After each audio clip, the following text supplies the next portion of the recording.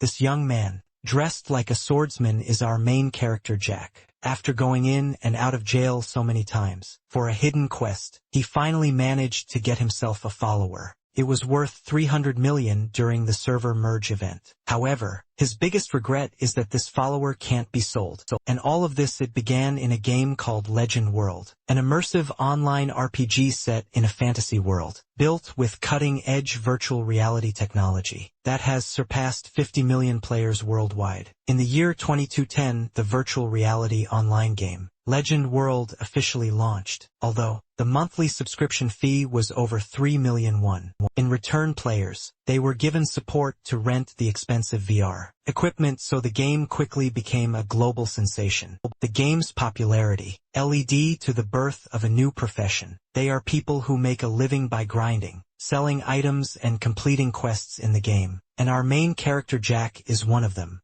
Character Jack, level 131. Class Master Circle Race. Human title Berserker Guild None. Royal contribution 4,200. Fame 1,020. Health 13,350. Energy 650. Strength 371 plus 130. Agility 161 plus 50. Stamina 251 plus 20. Intelligence 26. Spirit 1. At that moment, Jack glued his eyes to a piece of paper in front of him, then dropped to his knees, laughing like he was having a seizure. Haha, I finally found the quest item, hehe. I had to eat an instant noodles for 2 whole months to find this. As he said that, he started using the paper to wipe his face. After laughing his heart out, he remembered he had to turn in the quest and claim his reward. Immediately, good. After I get the reward, I need to buy rice. No, I have to pay the rent first. I wonder how much this item will sell for. Jack thought about all the things he would do as he walked after selling the pile of items he'd get from this quest. However, reality was far different from what he had imagined.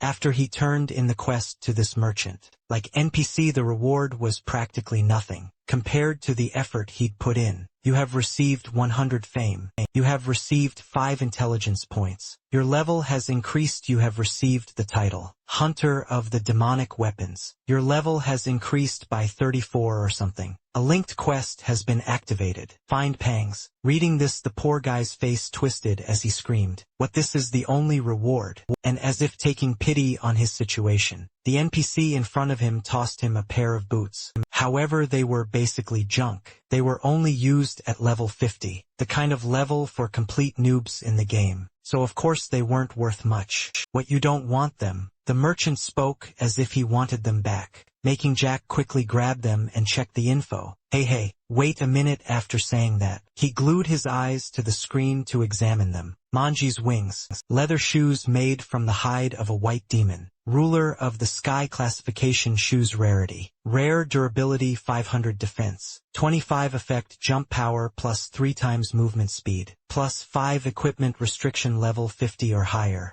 Seeing this, Jack's lifeless face grew even paler. If I post this on the item exchange, I'll only get 1 million won. 2 whole months of work for only 1 million. 1 additional info. The item exchange is a trading website where you can exchange items for real money. Back to Jack. A hint of killing intent was now rising on his face. He glared at the insolent NPC in front of him. His situation was one where desperation was about to breed crime. After subtracting rent and account maintenance fees, this 1 million won would only leave him with 200,000. "Hey buddy, what are you doing?" the merchant asked distractedly, noticing Jack's stare, and in response to his words, Jack grabbed the guy's collar and questioned him. "You should have told me that. This was the main quest reward. But aren't hidden quest rewards supposed to be random?" As he spoke, he looked at Jack as if he were an idiot, making him tremble with rage. But of course, the NPC dared to speak like that because he had backup. "Do you have any idea what happens when you mess with an NPC, huh?"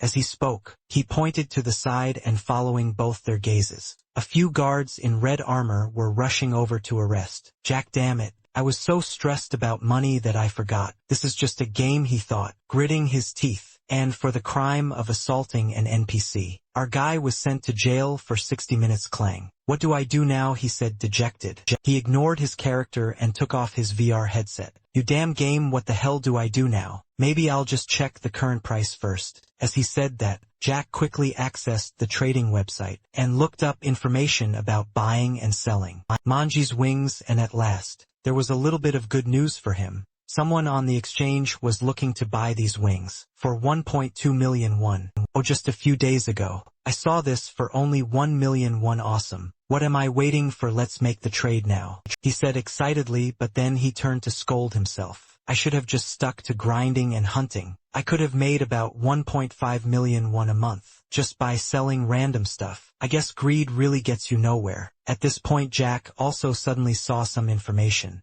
It made his eyes pop wide open. Wait a minute, what kind of item is this? This is just unbelievable. Following his gaze at that moment, someone was selling a golem with absolutely insane stats. Product information category legend. World server unified number 1. Product name Crescent Moon Golem Pants. Selling price 300 million won. Detailed description. Crescent Moon Gigantes. The Crescent Moon is an ancient magic weapon that unleashes attacks that are as powerful as they are refined, just like its own meticulously forged body, especially on nights with a waning moon. It's said to possess a peerless power that even a Gigantes cannot withstand. Classification magic weapon grade. Soul level 200, attack power 2150, defense 5000, durability 80,000. Automatically recovers when durability decreases. Back to Jack after reading the information clearly. He shook his head in exasperation. Is a soul grade pet even higher than unique? But selling a pet for 300 million. One who would even buy that? No one would buy this thing, not even in their wildest dreams. Just then, the notification for the expiration of Jack Stonehouse ended. This prompted him to immediately log back into the game. Then, although he didn't want to, since he had already accepted this hidden quest, Jack dragged himself over to the blacksmith shop to find the old man pans for the quest. Why is the durability like this? He asked, making Jack too annoyed to even respond. Ugh, don't even mention it. I thought it was a great hidden quest, but who knew it would give me this pile of junk? Isn't that to be expected? Let me fix it for you. Wait a moment. It's going to be pretty expensive. He said it in a tone that suggested he'd heard this countless times before. Yes. Then please fix it for me. And while you're at it, please increase its max durability too, Jack added, but the old man pawn seemed to remember something and asked, hey, didn't you accept a linked quest with me too? Hearing that, Jack finally remembered his hidden quest. The truth is he had initially only come here to repair his equipment, and as if on cue after Pan's words, the quest notification window appeared in front of Jack. Linked quest has been activated. Please find Pans on the other side.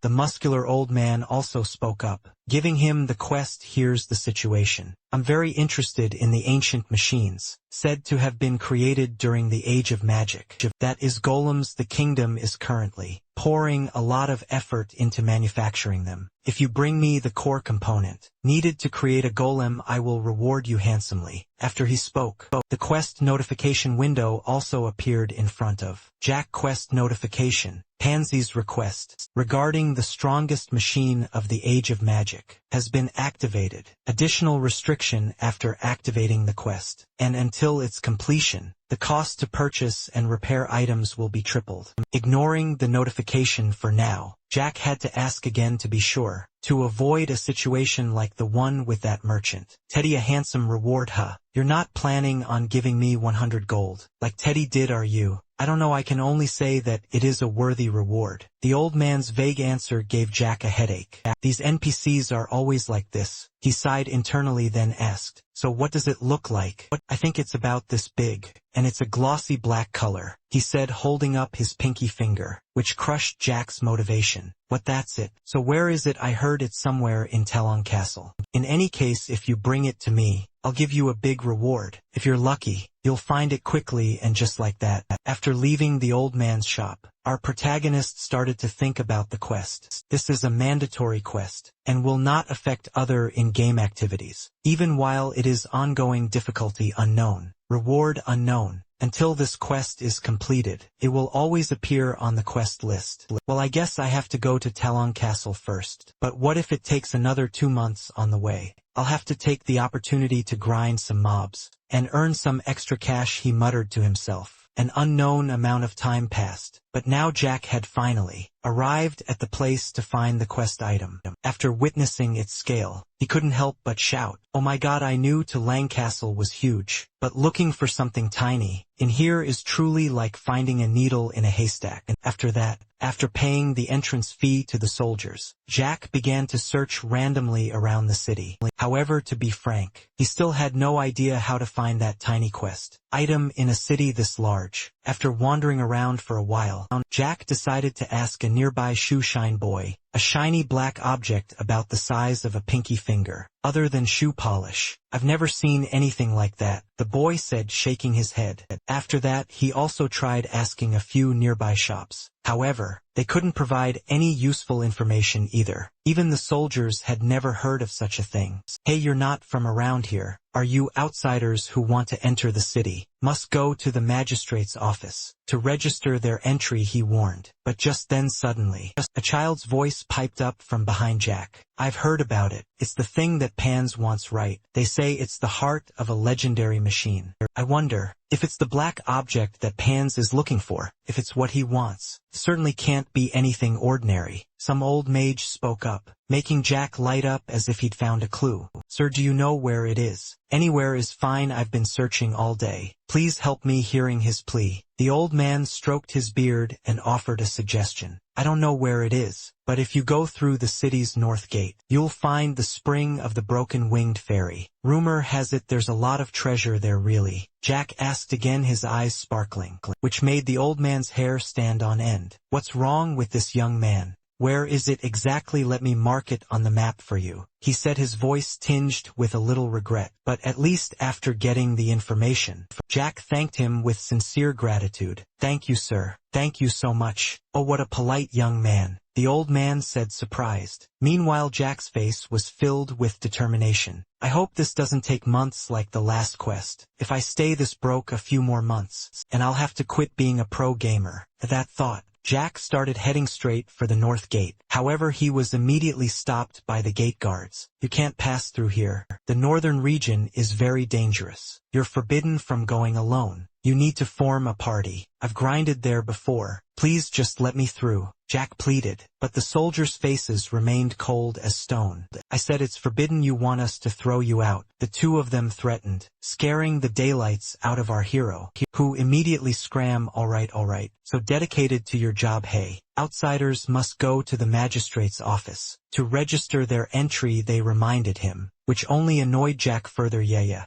After saying that, he secretly hid in a corner, looking for a chance to sneak out. "When is this going to be over? I'll probably have to wait until the guards change shifts." Thinking this, Jack had his character hide in a corner. As for himself, he logged out to take a short break. "So tired, but I have to finish this quest as soon as possible. I'm sure I'm not the only one who got it. Let's see if there are any guides online." No sooner said than done. He immediately started searching for information on the internet. However, the results came back empty. No results found. Even after trying all sorts of different keywords, there was still nothing. And after scouring the entire web, a thought suddenly struck our hero. Could it be that I'm the only one who got this quest? But no way that's possible. But if I'm the first, or the only one who can get the reward, maybe this is my chance to change my life, he asked himself. And because of that small hope, that faint hope, that he would be the first to complete the quest, he decided to scale the city wall with his bare hands, to sneak out no matter what happens. "I have to finish this quest as soon as possible. I will be the winner." He said this with a look on his face, like he had acute diarrhea after climbing the wall. Our hero tiptoed forward as quietly as he could.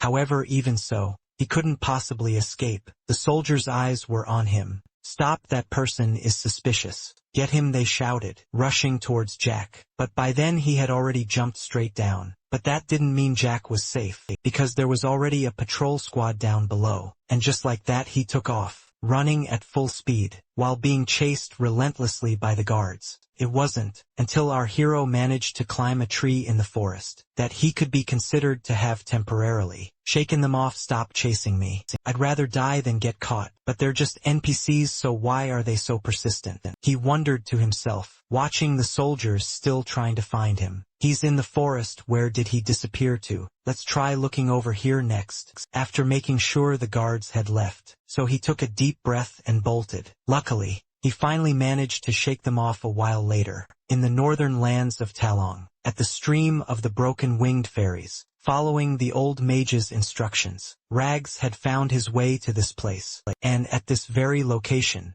Rags also saw a sign for a recurring quest. Recurring quest. This is the hiding place for items that the greedy fairies have stolen from humans. They have been punished by the gods and had their wings torn off. Defeat 30 fairies at this stream to receive a reward quest issued by the captain of the Talon Guard. Back to Rags reading this, he started to feel that familiar itch. He couldn't stand not taking action for even a moment. Awesome, I'll just grind this recurring quest and tear this place apart, and it'll turn up, he mumbled to himself, and began to wipe out the greedy fairies in the area. But based on their appearance, they should be called greedy demons instead. Are there still more of them? He complained, as he saw himself swarmed a dense crowd of fairies. Every time he defeated one of these monsters, he would receive some kind of item from them. You have obtained a broken-winged fairy's tooth. You have obtained a forgotten knight's helm. You have obtained a lady's ruby necklace. Hearing this, Rags himself was a bit stunned. Just how much stuff did these things steal from humans? He thought to himself, and just like that, the slaughter continued from night until dawn. And even though he had a huge level advantage, after fighting for so long, and he was starting to feel a bit worn out. Damn, there are so many of them. My inventory is full too, let's see. It's all teeth and rings. Just a bunch of junk. As he spoke, Rags started pulling all the junk out of his inventory and tossing it until he suddenly spotted a peculiar item. A strange stone notification. A mysterious heart quest item, untradeable. Those were the words the system used to describe this thing. And after seeing this, the big guy's face practically melted with joy. Oh man, I finally found it. He started cheering with delight like a child. Little did he know that his journey of raising a child was about to begin. The scene then shifts to the forge of the old man bands. Right after getting the quest item, Rags immediately ran back to this place. However, he still had to wait for the old man to check if this was really what he needed. And after waiting for a while for this old guy, our protagonist started to lose patience, slamming his hand on the table and shouting, "How much longer are you going to just stare at it? It's been an hour." His shout made the muscular old man jump. Meanwhile, our protagonist started to persuade him, "If you don't know what to do with it, just consider the quest complete, and give me a different reward." "Give them back," he demanded, causing the old man to quickly hide the stone and laugh foolishly. Haha, this young man is so impatient. This is an item created from ancient magic. Even modern technology can't comprehend it. When you encounter something as rare as this, you have to admire it, Bands explained. But upon hearing it, Rag's eyes widened. "What you mean you were just admiring it, not researching it?" he shouted angrily. But the old man just laughed and asked back, "Don't you know what this is?" "Yeah, I really don't know what it is," Rags admitted with a nod. After hearing this, the old man unceremoniously threw the stone into the forge fire and began his story. "This is an artifact beyond our understanding. It's a combination of ancient magic and the forging techniques of the master, Veliki Kobuk, according to the records in the book, The Teachings of Veliki Kobuk, which has been passed down among U.S. blacksmiths. This item can only unleash its full power in the fire." Not paying any mind to the old man's story from the dinosaur age, Rag's eyes were now bloodshot as if he'd gone mad. "Veliki Kobuk or Vico Dancer or whatever, I don't care, get it out of there for me." Haha, this young man is so impatient. He repeated the same line again, exactly like an NPC without any AI. And then, following his request, Bands put his tongs in and clamped down on the stone, pulling it out. The only difference was that now, it had transformed into a cube that fit perfectly in the palm of a hand. "I will now give you your reward," he said as he placed the cube on a plate and presented it to Rags. "Go on. Touch it, it's not hot at all over here." After hearing that, Rags really did reach out and touch it, and right after that, a look of shock appeared in his eyes. "So cold, don't tell me. You gave me a magic prop to perform with in front of people?" Rags asked idly, just before the system notification screen appeared. "You received the mysterious, opaque cube as a quest reward." After seeing Jack touch the cube, Hans also patted his shoulder. Then he gave him an incredibly charming smile. "It's yours now." His somewhat feminine smile started to give Jack goosebumps. "Don't smile at me like that. You can't attack an NPC with that thought." He hurried out of the smithy before the old man could do anything inappropriate. The scene shifts to a forest not far from Jack. After looking around and making sure no one was there, Jack began to examine the cube he had just received. "What in the world am I supposed to do with this thing?" If only I had asked him what was written in that Platone's dancer book. Wait a minute, was it PLE? Dan's dancer? Speaking of which, he tried connecting to the external network to check, but couldn't find any results. Still no results at all. "What am I supposed to do with you? Are you just a piece of junk? It's a bound item, so I can't even sell it." What on earth is it? For Jack sighed in frustration. But it seemed like the heavens heard his complaint, because right after that, the cube emitted a brilliant flash of light, and then before Jack's astonished eyes, it began to break apart into many pieces. Finally, it transformed into a red sphere hovering in midair. After waiting for everything to settle down, a tiny creature that looked like a native tribesman appeared before him. Upon seeing his quest item turn into this tiny little guy, the big guy's face went completely blank. "What is this now? Oh, for crying out loud. I've been getting nothing but junk rewards lately." He sat dejectedly by a tree trunk. Meanwhile, the little guy seemed to sense his sadness, and so it started to run over and comfort him, which made Jack feel a little better. At that moment, a notification was also sent to Jack. The entity that has long been asleep in the mysterious, opaque cube has recognized you as its master and broken the seal. You have become the master of the magic machine. Gigantes Dark. Hearing the word Gigantes, his eyes lit up because he remembered that the giant golem of that name was listed for 300 million gold on the exchange. And just like that, the little piece of trash in Jack's eyes turned into a huge gold nugget. "I've hit the jackpot, awesome." He jumped and laughed, unable to close his mouth. But very quickly, Jack realized there was a difference in their names. "Wait a minute, the 300 million one was Gigantes Crescent, but mine is Gigantes Dark. I'd better check again." As he spoke, he quickly opened the little guy's information window to check Gigantes Dark. True to its name, everything about it is shrouded in darkness. In its current state, it seems nothing can be expected from it. Classification: Giganteses. Grade normal, level 1. Attack power unknown, defense unknown, durability unknown, skills unknown, special features also unknown. Bound, cannot be sold or traded. Reading this far, our protagonist almost fainted, especially the two lines stating, "Nothing can be expected in its current state," along with the stupid binding, "cannot be sold or traded," which made his heart ache even more. What the hell is this? So in its current state, it's useless and I can't even sell it or give it away.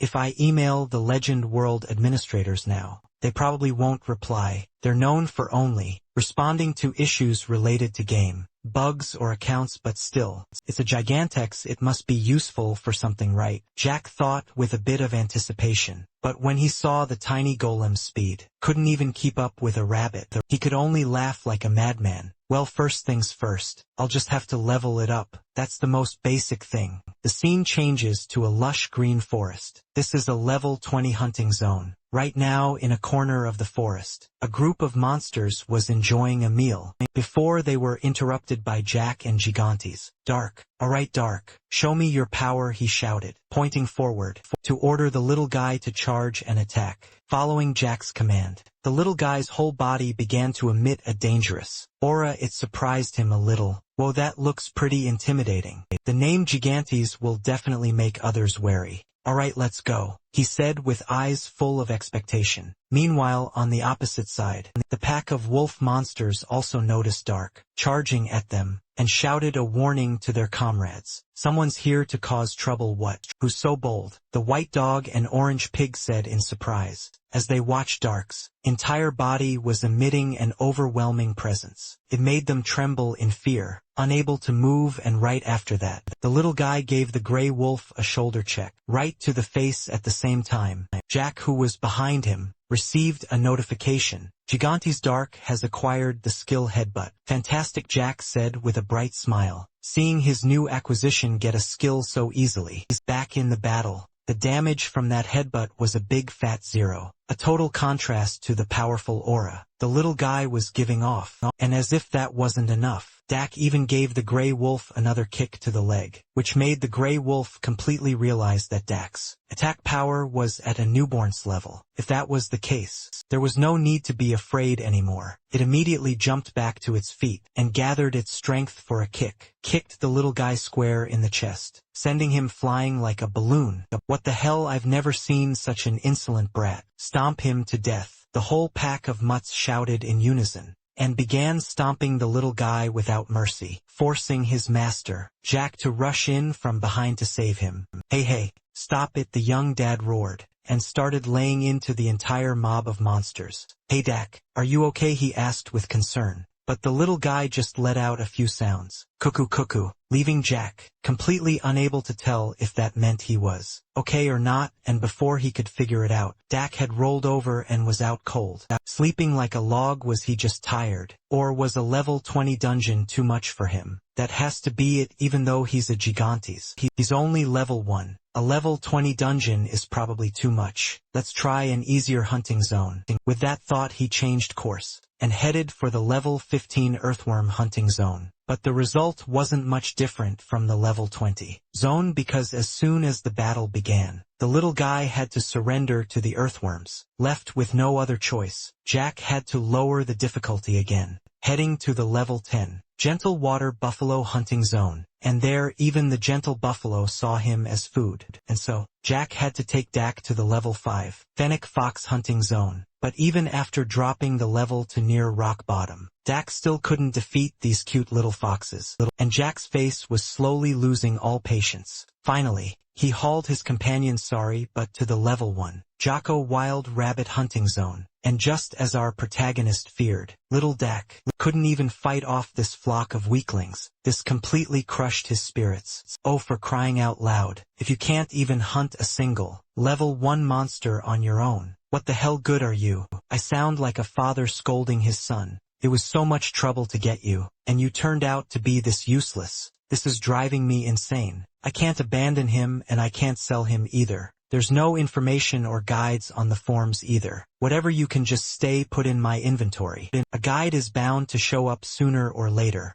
whether it's on how to raise him or how to use him. As he spoke, he quickly shoved Dak into his inventory, remembering his empty pockets. He's been so busy, he hasn't done any quests to earn money. I've got to go grind, he said to himself, quickly making his way to the rebel territory. The level 150 rebel night hunting zone. What's for dinner tonight? Probably rabbit meat again. I'm so sick of it. The soldiers chatted amongst themselves, unaware that the Grim Reaper had already called their names. The moment a dirt poor guy like Jack laid eyes on this place. Alright, I'm here. Time to earn some cash. I've wasted way too much time on that useless thing. Let's go. As he spoke, he jumped straight down into the encampment below, causing the soldiers to frantically yell, "Who is that? We have an intruder. Intruder warning, intruder alert." The knight in the watchtower quickly rang the warning bell, and in no time a squad of knights assembled and rushed toward our protagonist. However, them gathering like this was exactly what he wanted. The moment he saw them, Jack activated his skill. Mark of the Blood War, duration 300 seconds. Attack speed plus 30, movement speed plus 20. Lose 5 of health every 10 seconds. Let's get started, he said with a grin, and charged directly into the group of knights. And it seems Jack's strength was nothing to scoff at. With his sword in hand and his skill activated, he was able to easily defeat all of the Black Knights. In just a short while, the entire group lay defeated before his power. Now let's see, he said aloud. He checked the system notifications. Rebel insignia 1042. An insignia proving you have defeated a rebel. Bring this insignia to the palace to receive a reward. Unidentified rebel pouch 1035. Open this pouch to receive the loot collected by the rebels. You cannot know what is inside until it is opened. Closing the system window, Jack was quite satisfied with his haul. Around 40 rebel insignias and over 30 pouches. This is enough for a day's wages. I need to get back to the city and clear out my inventory before these monsters respond. I'm so exhausted, he said, exasperated. The scene shifts to a corner of the city. Watching the bustling crowd pass by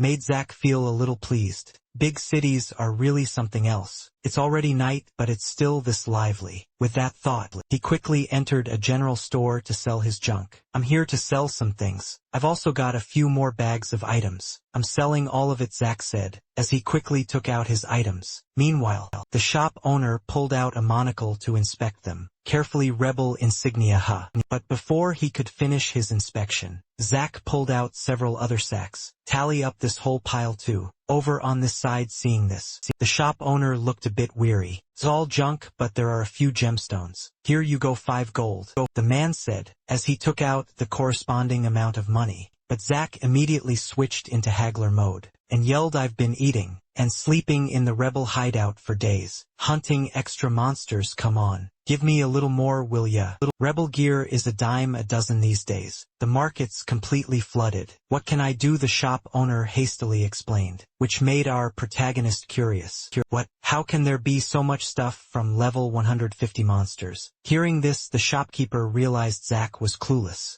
So he pointed to the poster behind him. You haven't heard, tons of players have been rushing to hunt down the last of the top rebels for the royal reward. Stuff like these rebel insignia are all over the market. Now back to Zack. Hearing what the shop owner said, he had no choice but to accept the price. At the same time, Zack's attention was drawn to the royal reward. A reward from the royal family, huh? I hear the reward is huge, and you can even build up merit to get more quests. Maybe I should join in too. Yeah, let's do it. I've wasted so much time on that bizarre quest. Zack silently hatched a plan. By the next morning, he had immediately headed to the royal army's barracks to join the eradication campaign. And so, you wish to join the campaign to annihilate the thought rebels? The commander asked. Zack stood at attention and replied with his most formal posture. Yes, sir. I will do my best. Very good. We will hire you as a mercenary for the royal army. Put on this cloak. It is the symbol of a mercenary. As he spoke, he tossed a cloak to Zack, who couldn't resist equipping it immediately. Meanwhile, the commander began his instructions. We, the royal army, fight for the honor of the kingdom, and to Lang go now and fight. I commend your courage. After that, since this was a long campaign, Zack had to get to work building himself a tent. Alright then, setting up camp here should be fine. To grind efficiently, I'm going to need this. As he spoke, he quickly took out his tools and got to work. In no time at all, a simple tent appeared, complete: a cozy bed, a convenient storage, and a proper cooking stove. This is perfect. Well, then shall we begin? He said, cracking his knuckles as if he couldn't wait any longer. Itching for a fight, Zack immediately started hunting down the Tot Knights to spill some blood on the very first day, the second and third days, and proceeded in much the same way. The haul was incredibly lucrative, leaving our general very satisfied. At this rate, I'm going to make a fortune. First, let's just store all this miscellaneous stuff in the chesto, and I even got some gemstones, he said cheerfully. But just a moment later, Zack suddenly realized something terrible, and his face drained of color. Wait a minute, something's not right. I've been grinding so hard, but how did my level only go from 131 to 135? The top rebels are all high-level monsters for me, grinding for days, and I only get this much experience. As he thought this, his eyes rolled back in their sockets. However, after throwing a fit inside his tent for a bit, the general calmed down a little to think. Could this be a feature of this quest? Or maybe could it be, he thought, glancing over at the icon for the little guy deck, and immediately summoned him. Then, after rechecking the kid's info, this genius did a spit take all over the screen. What the hell is this? Impossible. How did he level up and it's already reached level 15? I'm sure I put it in my inventory. Don't tell me. Experience is shared even when it's in the inventory. The more Jack thought about it, the bleaker his future seemed. It does nothing but suck up all my experience. He sighed in utter exasperation, but as if sensing Jack's mood, Jack started clinging to him,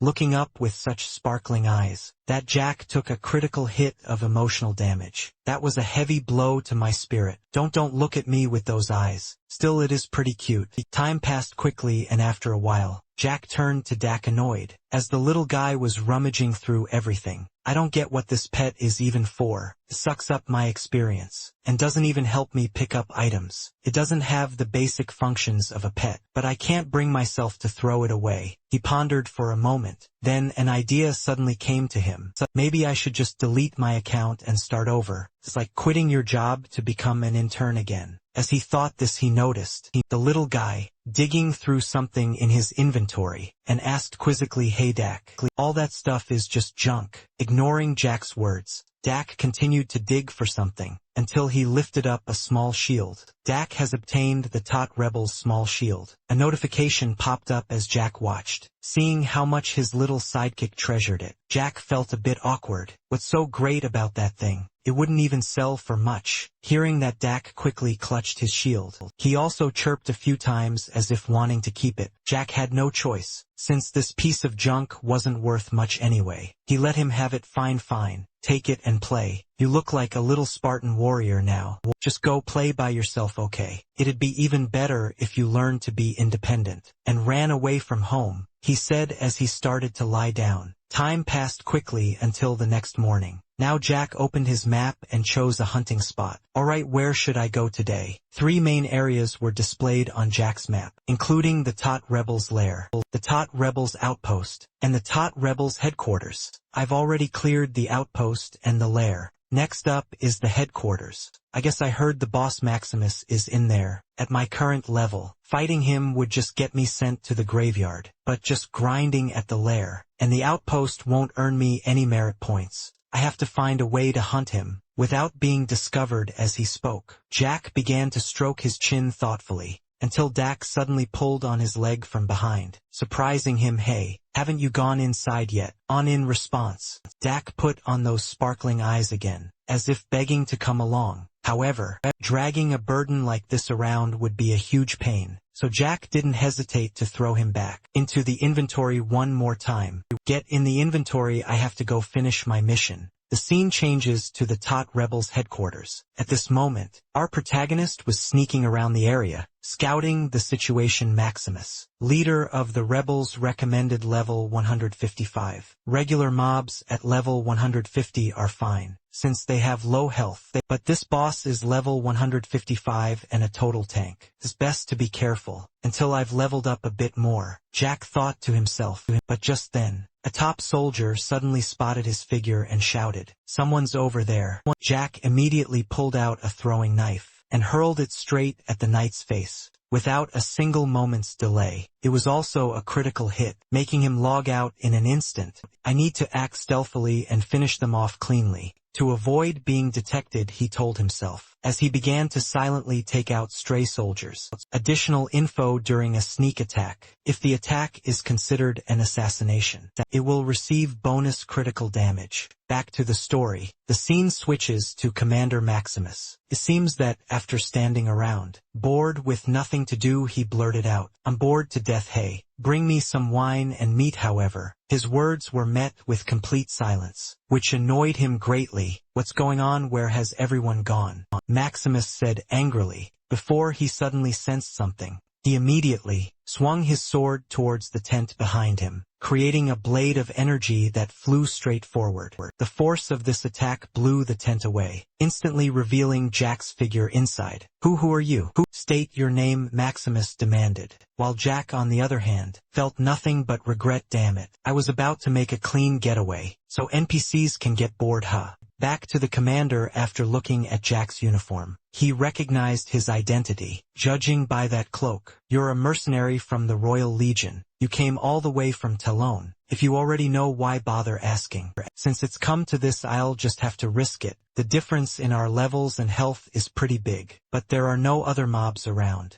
As long as I can figure out his attack patterns and dodge properly, I still have a chance to win. If I have to, I can just run for a bit and he'll probably give up," Zack thought to himself. But the Commander Maximus immediately charged forward, giving him no more time to think, and in the very instant their two swords clashed. Our main character felt an immense difference in power. He was immediately pushed back by this commander, who took advantage of his loss of balance. He then followed up with a kick to Zack's stomach, sending him flying like a rag doll. But before Zack could even get up, the Knight Commander was already right in front of him. At the same time he swung his sword to attack. A huge explosion erupted, attracting the attention of the remaining soldiers to the command post that was General Maximus's attack. All troops fall back to the command post, surround the area above, and set up offensive and defensive positions. Clear orders were given one by one, helping the soldiers quickly regroup. The formation returned to the battle. It seems Maximus's last attack wasn't enough to take Zack down, but even so he knew this was going to be a tough fight. Countless players have already fallen before me. You're not even level 140 and you dare to challenge me, he said with a laugh, and Zack had to admit it. TSK, it seems I underestimated you. After speaking he bit his lip, thinking about how to escape this situation. But before he could think any further, a notification screen suddenly appeared. Special skill. Gigantes' master protection has been activated. As the notification sounded, little Dak came out on his own, without Zack's permission. What the hell is this now? Our hero's eyes went wide, still not understanding what was going on. On the other side, after seeing a tiny creature standing defiantly before him, question marks began to pop up over General Maximus's head. What is this? What is this cute little beast? Alright, the skill's been activated. Do something. If I fight him one-on-one, I'll definitely lose, Zack urged. It's unclear what the kid said in reply, but as soon as the commander heard it, he became furious. What? This ugly beast dares to provoke me, die. After speaking, he brought his sword down directly on Dak, but was blocked by a red shield emanating from the little guy. Seeing this, Maximus began to swing his sword faster. He unleashed countless slashes against the shield. However, it was only enough to push Dak back. He couldn't break through it at all. What? It blocked my attack, he cried out in shock, while Zack, standing behind, was also dumbfounded. What? That tiny little shield blocked his attack, an attack that's strong enough to pulverize someone. Back to the commander, having his attack blocked by such a weak creature was starting to annoy him. Let's see how long you can keep that up.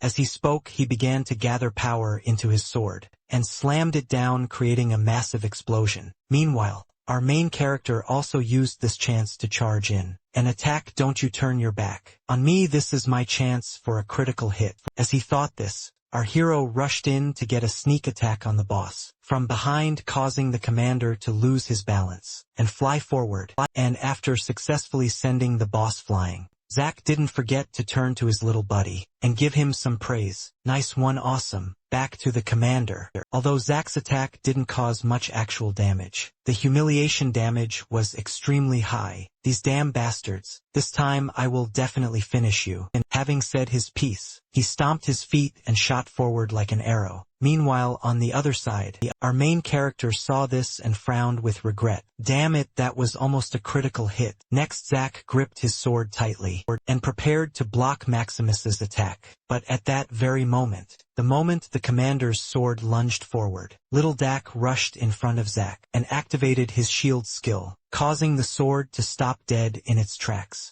Zack immediately realized that the boss was distracted by Dak, so he quickly circled around to the back, and he put all his strength into a slash, aimed right at the nape of its neck, intending to finish it with a critical hit. However, it seems the critical hit didn't activate, so Maximus's head just wobbled a little. He managed to recover, and immediately swung his sword behind him to attack. Luckily, Zack managed to lean back in time to dodge, and the moment his attack failed, it was Zack's chance to land the finishing blow. He took advantage of the opening before the commander could pull his sword back to defend and thrust his own sword forward, pierced through his chest, ensuring this guy had no chance to turn the tables. Just like that, the commander's whole body began to dissolve into lines of data as he cried out in frustration. No, it can't be to be defeated by this weakling. After he finished speaking, the commander officially bit the dust, but at least he left Zack a present. What's this reward?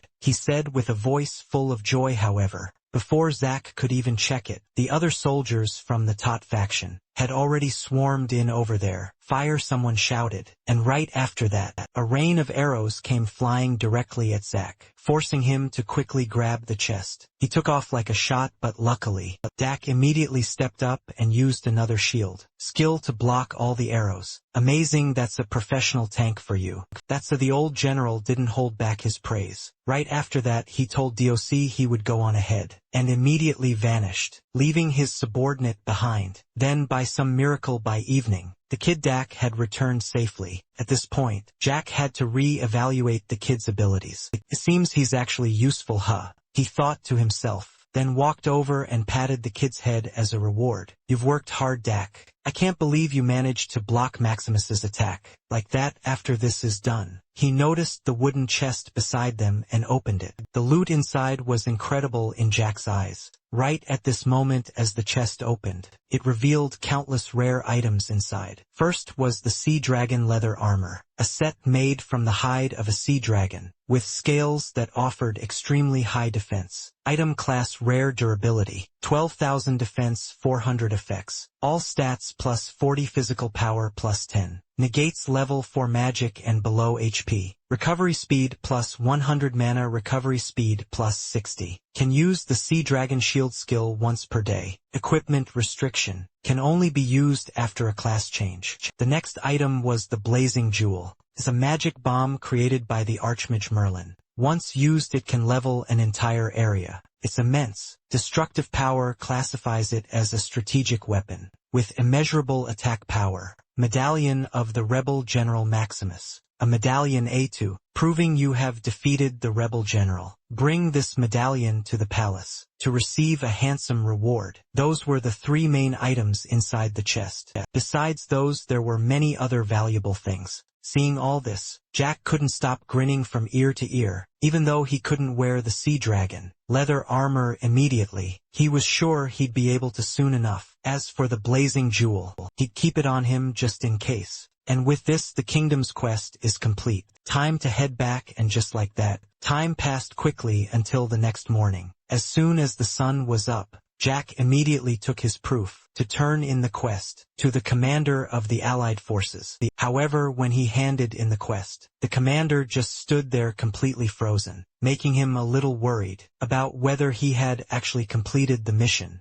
or not. "Hey, so is my quest complete?" he asked, then started glancing left and right. As the commander remained still as a statue, Jack even started to wonder if this was a game bug. Why was he just standing there so silently? However, Jack's worries were a bit unnecessary, because right after that the commander reacted. It was just that he was quite surprised. Jack had managed to complete the mission so quickly. That's why he was a little stunned. You have completed the mission brilliantly. I never expected to meet a talent like you here. My loyalty has not been in vain." As he spoke, he gave Jack a powerful hug, causing him to foam at the mouth. Only when the old man's face turned purple did the commander finally let him go, but not without patting his shoulder a few times. "I'd love to keep you here to help quell the rebellion, but hiding a talent like you would be a disservice to the kingdom. Take this Maximus medallion to the kingdom's administrative office. You will receive a reward worthy of your efforts." After speaking, he waved goodbye to Jack, but this just annoyed him to no end. Why not just give him the reward here? It would be so much faster, instead of making him go all the way somewhere else. What a pain. Scene changed to the administrative office. Inside the main hall, it was filled with the clamor of countless other players' voices. "Is this all the reward is? Where's Game Master? Get out here. That guard attacked me." All sorts of disgruntled shouts began to ring out. It made Jack sigh in exasperation. It's noisy everywhere, just like some kind of chaotic ward. Thinking this, he looked towards an NPC and guessed, "This must be the place. I wonder if the reward is any good. If it's too big, the value of the items I picked up will drop." Jack worriedly thought to himself, before he realized that someone seemed to be staring at him, which sent a shiver down his spine. Why has that girl been staring at me this whole time? She seems to be a player. Turning back to the red-haired old man, The NPC, it seemed, these players, kept bringing in useless proof to demand rewards, which had made him extremely angry. I can't reward you for something so trivial. Get lost, he shouted, slamming the table, which made the young player tremble in fear before running away in tears. Seeing this from behind, Jack started to get a little worried about his own situation. What, aren't we just here to get a reward? Up ahead, the old man saw that Jack had heard him. Seeing that he still hadn't left, he asked sternly, "Hey, aren't you leaving? I've wiped out the rebel hideout. Here's the medallion," he demanded. Jack quickly took out the proof of Maximus's defeat to show him, and indeed, a boss's medallion was completely different. The moment he saw it, the red-bearded uncle broke into a smile. Well, so you brought the insignia of that bastard. Maximus here, see. Only insignias like this one are worth anything. Understand how it's done now? Ah, the man laughed, as he grabbed his subordinate by the head, to lecture him. This was starting to get on Jack's nerves. Come on, don't lecture someone right in front of me, he thought to himself, then awkwardly spoke up. So does this mean the quest is complete? Of course. The man gave him a thumbs up. Then, countless system notification windows appeared around. Jack, you have received 5,000 gold as a reward. Royal contribution point plus 2,000. You have received the title Rebel Annihilator. You have been granted access to the office of Delta, Captain of the First Royal Knight Order. Title Rebel Annihilator. This title is awarded to those who have defeated the leader of the rebel army. Effect: attack power plus 20. Increases trust with the royal family. 10 discount when shopping at stores owned by the Clyde Royal Elite. By the way, the red-haired man in front of you is Delt. Indeed, I am Delt, Captain of the First Knight Order of the Clyde Royal Family. You are a truly talented warrior. Return to me when you have grown stronger, and I shall give you an important mission. Yeah, I get it. Jack nodded as he spoke, his attention on the system window that had just appeared. Attention from Delt, Captain of the First Knight Order of the Clyde Royal Family, has taken notice of you, after hearing news of you defeating the rebel leader, a feat that even they could not accomplish. It seems he will assign you an important quest in the future. Quest activation condition. Meet Delt after your third job advancement. The third job advancement, that's level 150, isn't it? I guess I'll just have to grind until then. Jack muttered to himself, however. Just as he was about to step out of the administration building, another person arrived, just like him, to claim the reward for defeating Commander Maximus.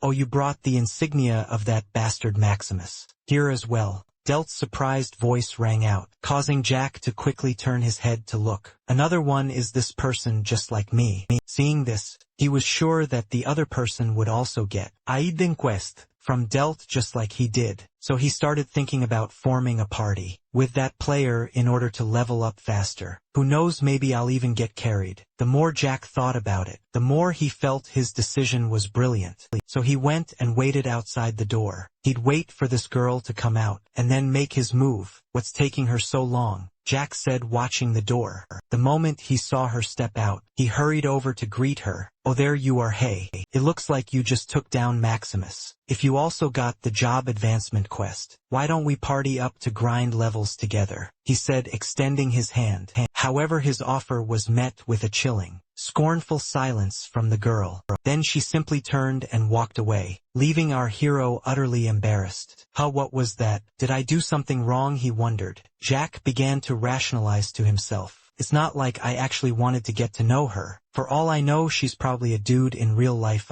And whatever, I'll just go to sleep and deal with it tomorrow. With that, he quickly logged out to get some rest. After days of tedious grinding, the scene changes to the Darklands. Recommended level is for players between 120 and 150. Only then should you drag yourself here to grind. This is a harsh land where the sun never sets, however, while the recommended level is 120. Even players at level 150 can easily die if they get swarmed in these dark lands. It's a place where even high-level players can be killed if they're not careful. And right now our protagonist is also in this area. Although his level is a bit on the low side, there's nowhere else left for him to grind. I need to hurry up with my third job, advancement, and get that quest from the kingdom," he said, his voice filled with determination. As for the little skull-faced kid beside him, it was unclear if it understood anything at all, but it let out a few chirps as if it did. "You understand what I'm saying, right? All right, then remember to attract the monster's attention, just like last time, and let me unleash my attack." The little one chirped a few times as if in reply. "It's best to aim for the dark spirits first," Jack instructed, but before he could even finish his sentence, the little guy shot forward like an arrow, making Jack's eyes widen in shock. "Hey, that stone statue is as tough as Maximus. You know, such a troublemaker." "I have no choice," Jack said, feeling a familiar ache in his gut. Back with Dak, the little guy was doing a great job, luring the monsters, as the horde of stone statues couldn't him break through his shield. But naturally Jack couldn't just let his little sidekick get beaten up forever, so he had to charge in with his sword to the rescue, shattering a stone golem in front of him. Jack let out a weary sigh, because it had already been 7 days in the Darklands. He'd been grinding with his little buddy in the scorching heat, but his level had only increased by a measly 2. "This is killing me." As he spoke, Jack plopped down on the ground. The only one thriving was Dek. The little guy had already hit level 30, and every time Jack tried to take a little break, that damn troublemaker would start pulling more monsters, charging in like a moth to a flame, and driving Jack absolutely insane. Looking at the horde of monsters hot on his heels, Jack started to feel sorry for himself. Even the slaves who built the pyramids in Egypt got to rest, but whatever. "I'll just treat this as a chance to grind my level up," he told himself, gripping his sword tightly to prepare for another fight. And after he was done with this wave of monsters, his health hit rock bottom. He almost died, but man, our teamwork was perfect. Dak did a great job drawing the monsters' attention, so I could comfortably land critical hits until they were wiped out, he thought to himself, while silently waiting for his health to recover. But perhaps because he sat there for too long, he started getting some negative status effects. "You are suffering from sunstroke. All stats are reduced by 30 for 6 hours. The effect and its duration will increase if you do not rest." Bright red notifications started to pop up one by one. This made Jack hastily scan his surroundings for a place to hide. "This is too dangerous. Maybe I should set up camp nearby." No sooner said than done. Our hero immediately found a suitable spot and got to work building a tent. By the time he was finished, he looked as if he had just taken a shower. "The tent's shelter effect has been activated. You are now recovering. Adverse effects will disappear." One by one, the notification sounds chimed in. Jack felt a wave of relief. After all, it was already hot enough here to get sunstroke. The campfire's effect is even stronger than the sunstroke debuff. The developers must have wanted to make things harder for the players. Speaking of which, Jack got annoyed again and turned to shout at his little companion Dak. "This is why I said we need to rest properly. If we had, we wouldn't have had to stop in this god-forsaken place." Putting the sunstroke issue aside, Jack then opened the map and considered his next plan. "Okay, we're here now. We've gone far from the edge of the Darklands. Since we're this deep in, we have to take down the boss. The recommended level is 170. But with Dek, maybe I can actually beat it. If we succeed, we'll get tons of experience. Let's see. I'll search the forums for info on the Darklands boss," he said, quickly accessing the external internet network. And very quickly Jack found the information he needed. Boss spawn mechanism in the Darklands. Boss spawn areas this past week on the map. An arrow icon was marking the boss's last known location. It was the last place a player had seen it, and if he walked from his current position lucky, it would probably take Jack about 3 days to get there. However, it seems the boss's spawn location is random. At this point, he started using all of his brain power to recall the latest adjustments. In this game, let's see, is there anything else to note? After update 1.95811, a hidden boss called the Demon Godstone statue appeared in the Darklands, and it's so strong that even a massive army couldn't defeat it. Doesn't that make it a raid boss? I heard it's twice the size of other normal bosses. But there's no announcement about the Demon God Stone statue on the homepage. What kind of game management is this? Jack wondered, but then he shook his head and pushed the issue aside. Oh well, it'd be really unlucky to run into it, but I can't be that unlucky, right? This map is huge after all. Turning towards Dak for some reason,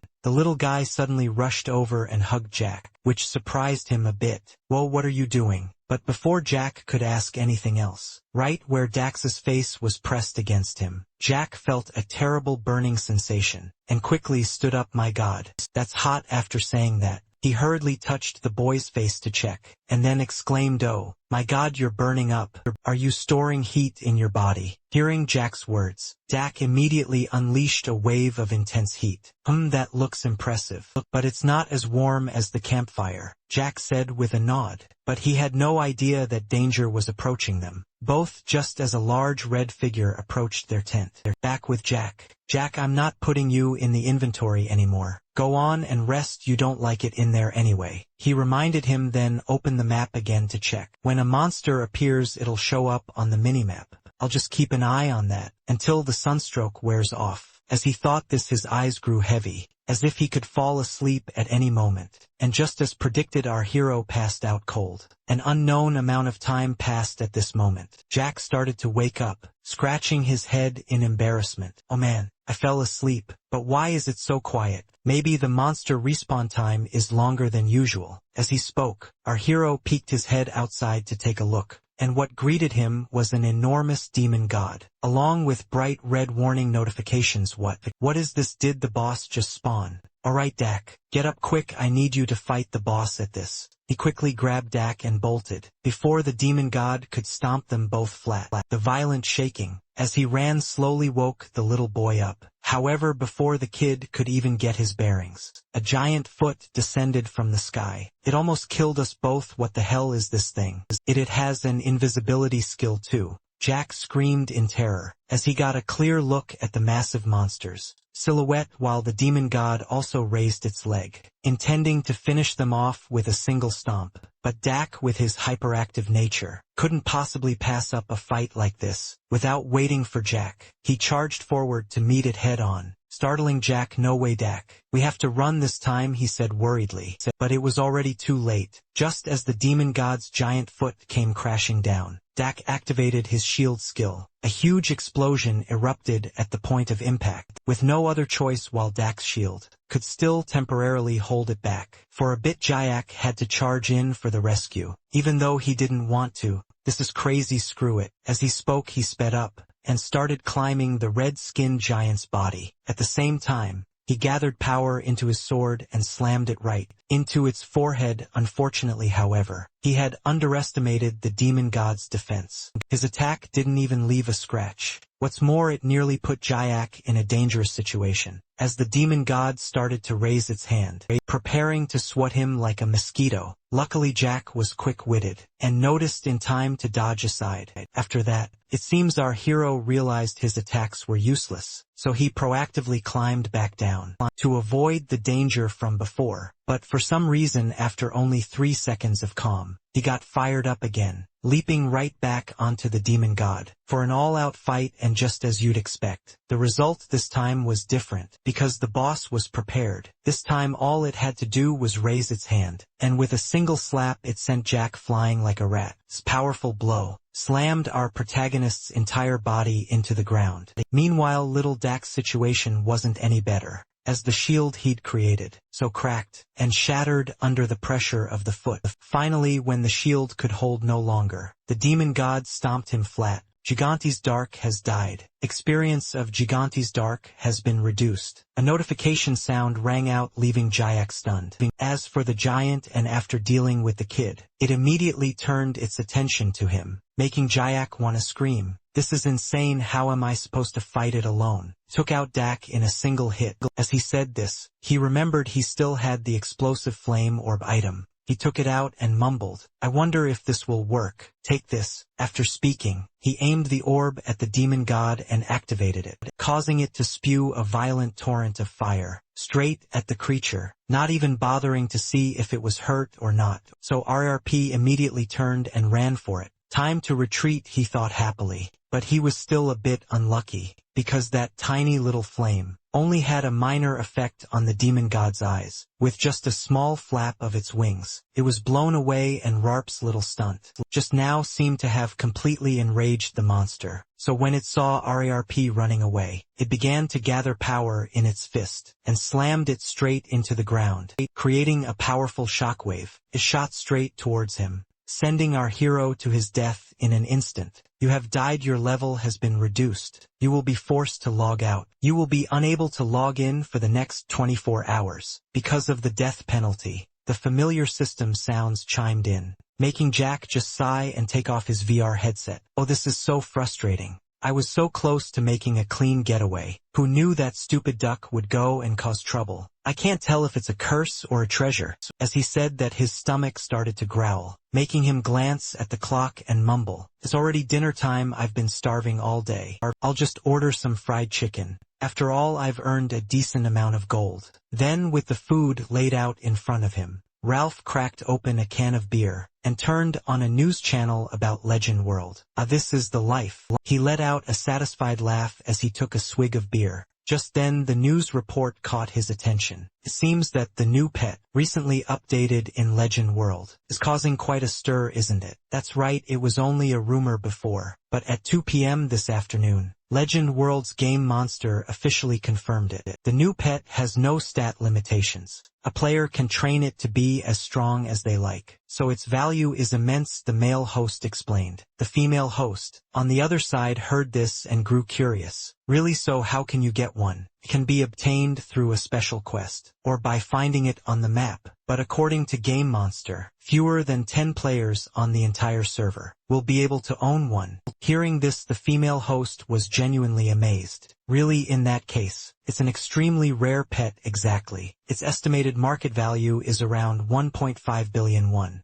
Has anyone sold one yet?" the female host asked again. 10 pets were released onto the map, and one of them has already been obtained by a player. Also, that means there are only 9 left in a Legend World. Back to Jack hearing the two hosts talk. He immediately figured this was just a gimmick by the game company to attract new and returning players. However, he froze at what came next, at the male host's next words. "That's right. Furthermore, once the pet is unlocked, it becomes untradeable, so it's unlikely anyone will be selling theirs." "What's the pet's name?" "Its name is Gigantes Dark," the host said excitedly, causing Jack to spit out a mouthful of beer. "It's equipped with the most advanced artificial intelligence, and with the ability to make its own judgments and respond to any situation." The host continued to explain, while our hero's face was a mask of pure disbelief. "To that useless thing is worth 1.5 billion won. 1.5 billion won? No way.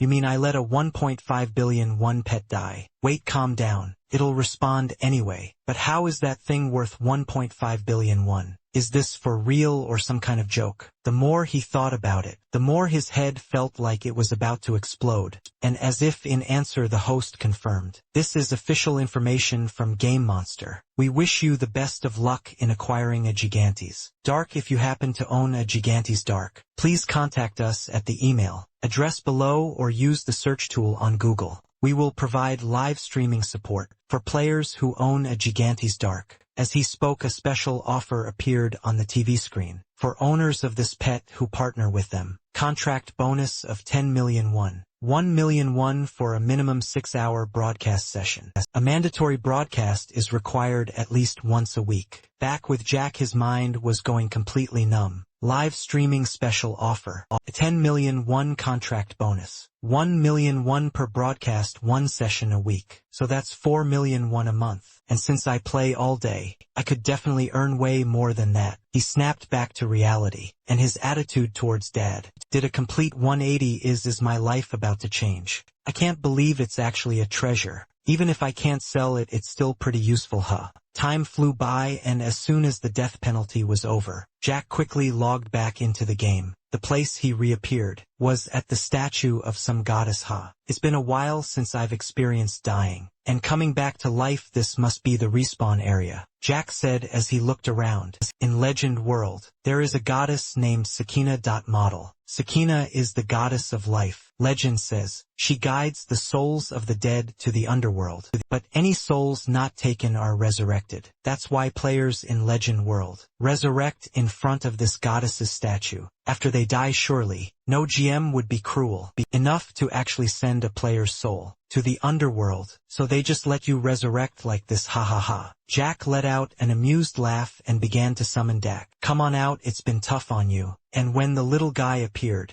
Jack couldn't resist picking it up to take a closer look, wondering if his eyes were playing tricks on him. This thing is worth 1.5 billion won. No matter how I look at it, I just don't see it so strange, he sighed, leaving Jack completely confused. Meanwhile, the goddess statue, on the other hand, was getting a little annoyed. Stop standing around like an idiot. You've been revived, so get lost. Of course, that was just the statue's inner thought. Jack couldn't read her mind. Back with Jack, the memory that the demon god boss was still lurking somewhere on this map scared him to death. Oh, whatever. I'll deal with the broadcast stuff later. It's a long way home. I need to get out of here first. I really don't want to run into that thing again. As he spoke, Jack began to open his map to check it. He was looking for the safest route, but suddenly, little DOC beside him seemed to notice something. It pulled on his pant leg to get his attention. Huh, DOC, what's up? Is something wrong? Without answering Jack's question, DOC took off, running straight ahead, forcing Jack to hastily chase after it. Hey, where are you going? To Talong's castle. Hey. And just like that, the master and his pet, one chasing, one fleeing, ran all the way to a strange cave before stopping. Why did you bring me here? What if we run into that demon god again? Jack panted heavily as he spoke, then looked around puzzled. This cave didn't even show up on the map, so he had no idea whether he should go inside or not. But while he was still hesitating, DOC took matters into its own hands and ran straight inside. Hey, what do you think you're doing now? He yelled, but couldn't stop Jack at this point. If it weren't for that announcer saying this little guy was worth 1.5 billion won, Jack would have definitely shoved him in his inventory. By now, 1.5 billion. 1.5 billion. Calm down. Stay calm, I can't lose my patience, Jack muttered to himself over and over. After heading inside, he saw that the cave appeared to be artificial, with perfectly square-cut stairs, and there was DOC waiting for him in front of a door. The moment Jack stood before the door, a system notification popped up. New area discovered, Tomb of Lubras. Hearing that, Jack felt the name was somehow familiar. He began to search his memories. Tomb of Lubras, huh? Why does that sound so familiar? Lubras, that was the demon king who appeared in the game's mythology in Legend World. Lubras started as a lowly creature from the demon realm. He trained himself to become the demon king, expanded his power into the human world, and became an immortal demon god. According to the myth, he overthrew the previous demon king, the Stone Demon King, by tearing off his horns and seizing the throne. However, a hero from the human world appeared and defeated him, sealing him away for eternity. And the horns of the Stone Demon King, the source of Luber's power, were said to have been hidden somewhere in the human world. That's right, I think an NPC mentioned this before, but I never thought I'd find his tomb here. After speaking, Jack turned to look at Didac, guessing the little guy must also have the ability to detect ancient relics and treasures. Putting the mystery of Dak's hidden abilities aside, he then couldn't contain his curiosity, and immediately entered the tomb. At the same time, in a certain room,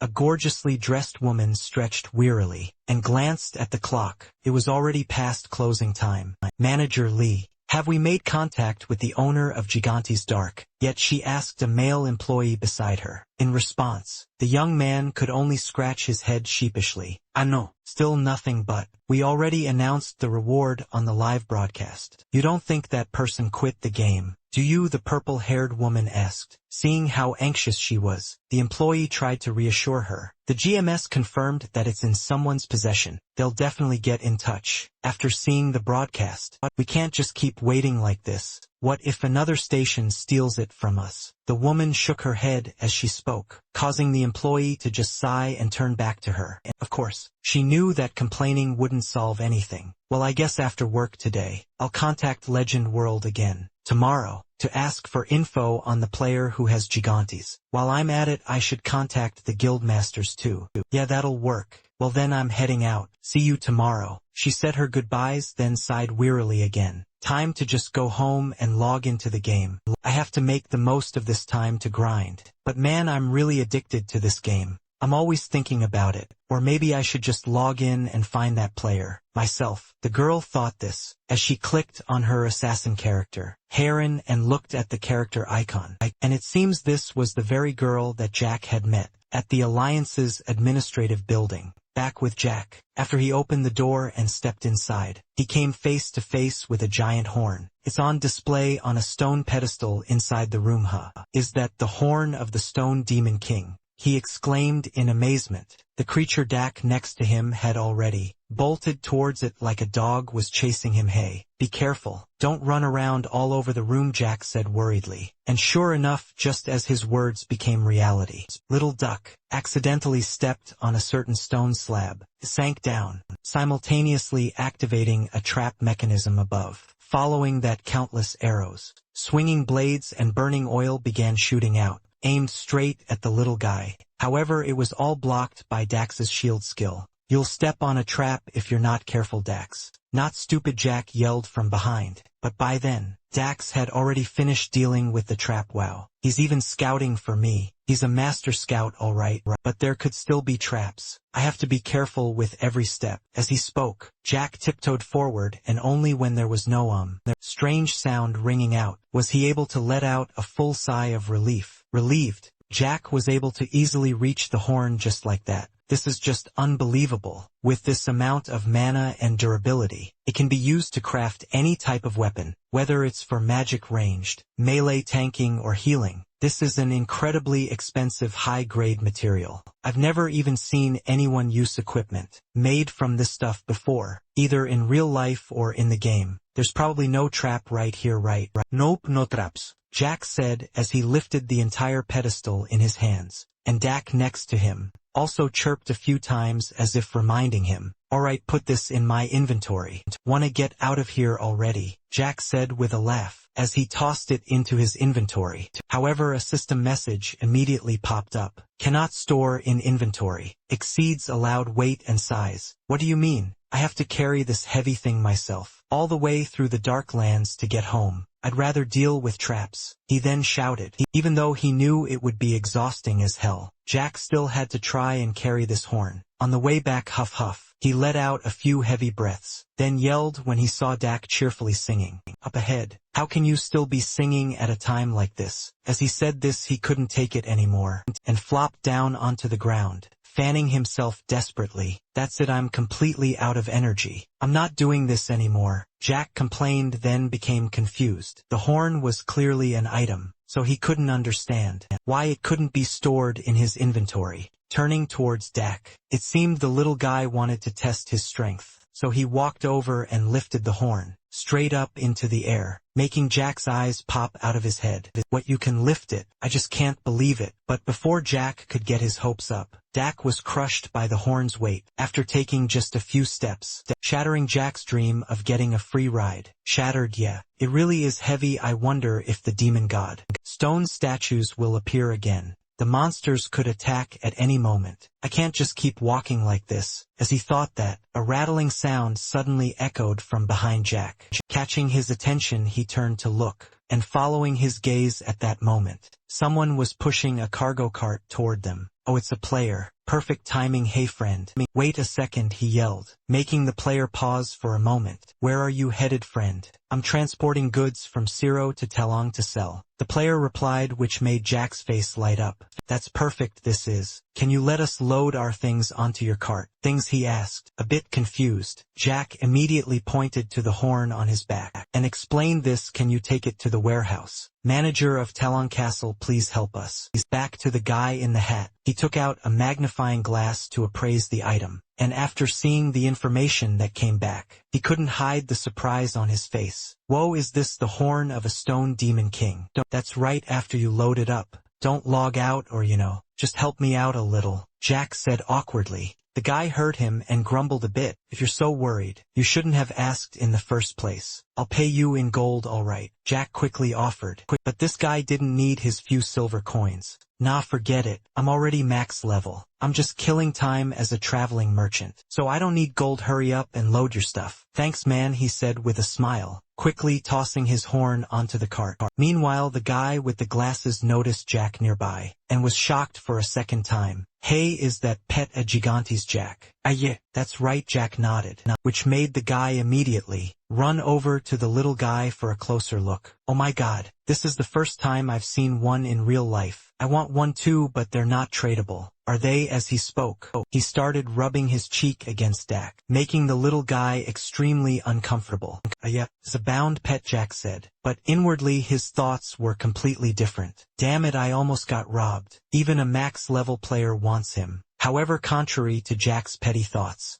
the kind-hearted guy over here started rummaging through his pile of items to find a gift for the little guy. He's so cute, I have to give him a present here. Take this black round shield will suit you well. As he spoke, he tossed the shield to Jack and added, its physical and magic defense are way better than your old one. Awesome, I'm so jealous. Spoken like a true max-level player, the big guy said with a voice full of admiration. After calming down a bit, they officially set off anyway. Let's get going. I know a route with no monsters. Just follow the cart and don't stray away. And so by hitching a ride with a max-level pro, Jack and his companion were able to safely reach the city. Thank you so much, he said sincerely, but the guy just waved it off. It's nothing. Helping new players is the duty of veteran players. Like me, new player. I'm almost level 140, and I'm still being called a new player. Jack wondered to himself. Meanwhile, the merchant smiled and said goodbye to them. I'm off. You be a good boy, Jack. You be a good. And next, after the merchant had left, Jack quickly looked for a shop of some kind to temporarily store the horn. You want to store something? Yes, I'd like to store this, Jack said, lifting up the horn, but when the old dwarf saw it, he refused immediately. Oh heavens, we can't keep this thing. Contains too much magical energy. If we put it in the warehouse, it'll affect other customers' items. Hearing this, Jack's face twisted, but he still tried to ask the old man for help, because he really couldn't just wander around the streets carrying this rare item. If people see it, I'll definitely get robbed instantly. Please help me. No can do. No can do. I can't let your item damage the belongings of my other customers. The old dwarf adamantly refused, forcing Jack to use his trump card. Crocodile tears. Please, sir. I don't know what else to do with it. That's your problem. You're a grown man. So why can't you understand plain English? If you keep insisting, I'm calling the guards, he said in a threatening tone, pointing to some guards standing nearby. As for the guards, they had rugged faces and looked like gangsters. Felt like if the old man just shouted once, they would rush in and beat Jack to a pulp. With no other choice, our protagonist had to temporarily give up on his plan of storing the item at this shop. What a pain. I can't just throw away a high-grade material like this, he whispered, not realizing that other players had already recognized Jack, who was walking beside him. Hey, the beast next to that player. Is that a gigantic deck? Seriously? I think it really is. That thing is worth 1.5 billion. Murmurs echoed all around. As for Rack, after thinking it over, he decided to take it to Pan's place. He had to bring it to Pan to get it crafted. I have to get some equipment made right away. That's the best solution. With that in mind, he quickly made his way to the muscular old man's smithy, and upon seeing this item, even the old man himself was astonished. Where in the world did you get this? Something this rare, and you're just carrying it around everywhere. Well, it doesn't fit in my inventory, and I can't put it in storage either. I had no other choice. Luckily, a kind max-level player brought me here, he explained wearily. The old man, however, offered his own take on it. That person wasn't being kind. It's just that this thing is useless to them. What do you mean? He asked, confused. And the old man proceeded to enlighten this clueless newbie. This thing is so hard, could break any blacksmith's hands. To put it bluntly, it's useless to them. No one wants to bring that kind of trouble on themselves so they don't even bother with it. But you're in the same boat. How about you sell it to me for 1 million gold? The muscular old man offered, causing the young lad's eyes to turn into 2 gold coins. By the way, 1 million gold in the game is equivalent to 100 million. One in real life. While Jack was still stunned by this price, the old man continued to persuade him. Only I would pay such a high price for it. Take it somewhere else, and you might not even get 100,000 gold for it. So what do you say back to Jack? With the experience of a veteran player, he was still sharp, he wasn't blinded by the money. Let's see, if you're offering 1 million gold to buy it, that means its value is even higher than that, isn't it? Haha. You may look foolish, but you're quite the sly one. The old man laughed. Jack started to press for the real number. Tell me the truth, what is it really worth? After saying that, he even considered hiking the price up to 3 million gold on this rich old man. But the old man was no fool. You don't seem to know what a difficult material the horn of the stone demon king is. Stop bluffing, he said angrily. Well then, I'll just go find another blacksmith, Jack said nonchalantly, which made the old man start to tear up. How about this? I'll craft the equipment for you, and you pay me for the labor. Hearing him say that, it seems Jack felt a bit more satisfied. He sighed and asked, how much is the labor fee? In response to his question, the old man held up 5 fingers, giving Jack a bit of a delusion. 500 gold, I can probably afford that. But the old man shook his head, and continued to hold up 5 fingers, forcing Jack to revise the price. 50,000 gold, that's a bit steep, isn't it? However, it seemed that price still wasn't the real number. The old man shook his head again, and Jack had to shout, 500,000 gold, what the hell are you talking about? Not 500,000, it's 5 million. 5 million gold, got it, he bellowed, making Jack's eyes roll back in his head. What? No need to be so shocked, that's the minimum price. So can you pay it? He said with a smile, continuing to persuade him. What are you still thinking about? It's not like you know what to do with it anyway. Or I could sell it on the auction house, Jack suggested. However, the old man and said, that would incur an additional 10 transaction fee. I accept, Jack said with a sly grin. But the old man also pointed out a flaw. This thing can't be put in storage, so you can only trade it directly. What if you run into a scammer? Then I'll just trade it next to the guards. Why make things so complicated? Just sell it to me for 1 million gold, and be done with it, Pan said with a sigh. Because I can see you're lowballing me. Hey, how dare you look down on me? I am the most reputable and skilled blacksmith in Talon, just trust me with it. I'll take care of everything. The old man puffed out his chest with a grand assurance. But Jack didn't believe a word of it, so just to be sure, he went to the auction house to check. And just as he thought, the price was vastly different from the 1 million gold. Pans had offered the price for the horn of the stone Demon King hadn't been officially announced, but it seemed to have been traded on the market for 4.89 million gold. Alright, then in that case I'll sell it for 4 million gold, he said, turning to the old man with a bright smile. This made the old man practically breathe fire. Are you kidding me? Fine. I'll concede a step. 1.5 million. Nope. 3.99 million gold. 2 million. 3.98 million old. And so the two of them started haggling. Finally, the muscular old man couldn't contain his anger, and gave up. Fine. Alright, I won't take the horn of the Stone Demon King anymore. You can sell it to whoever you want. I don't care. Alright,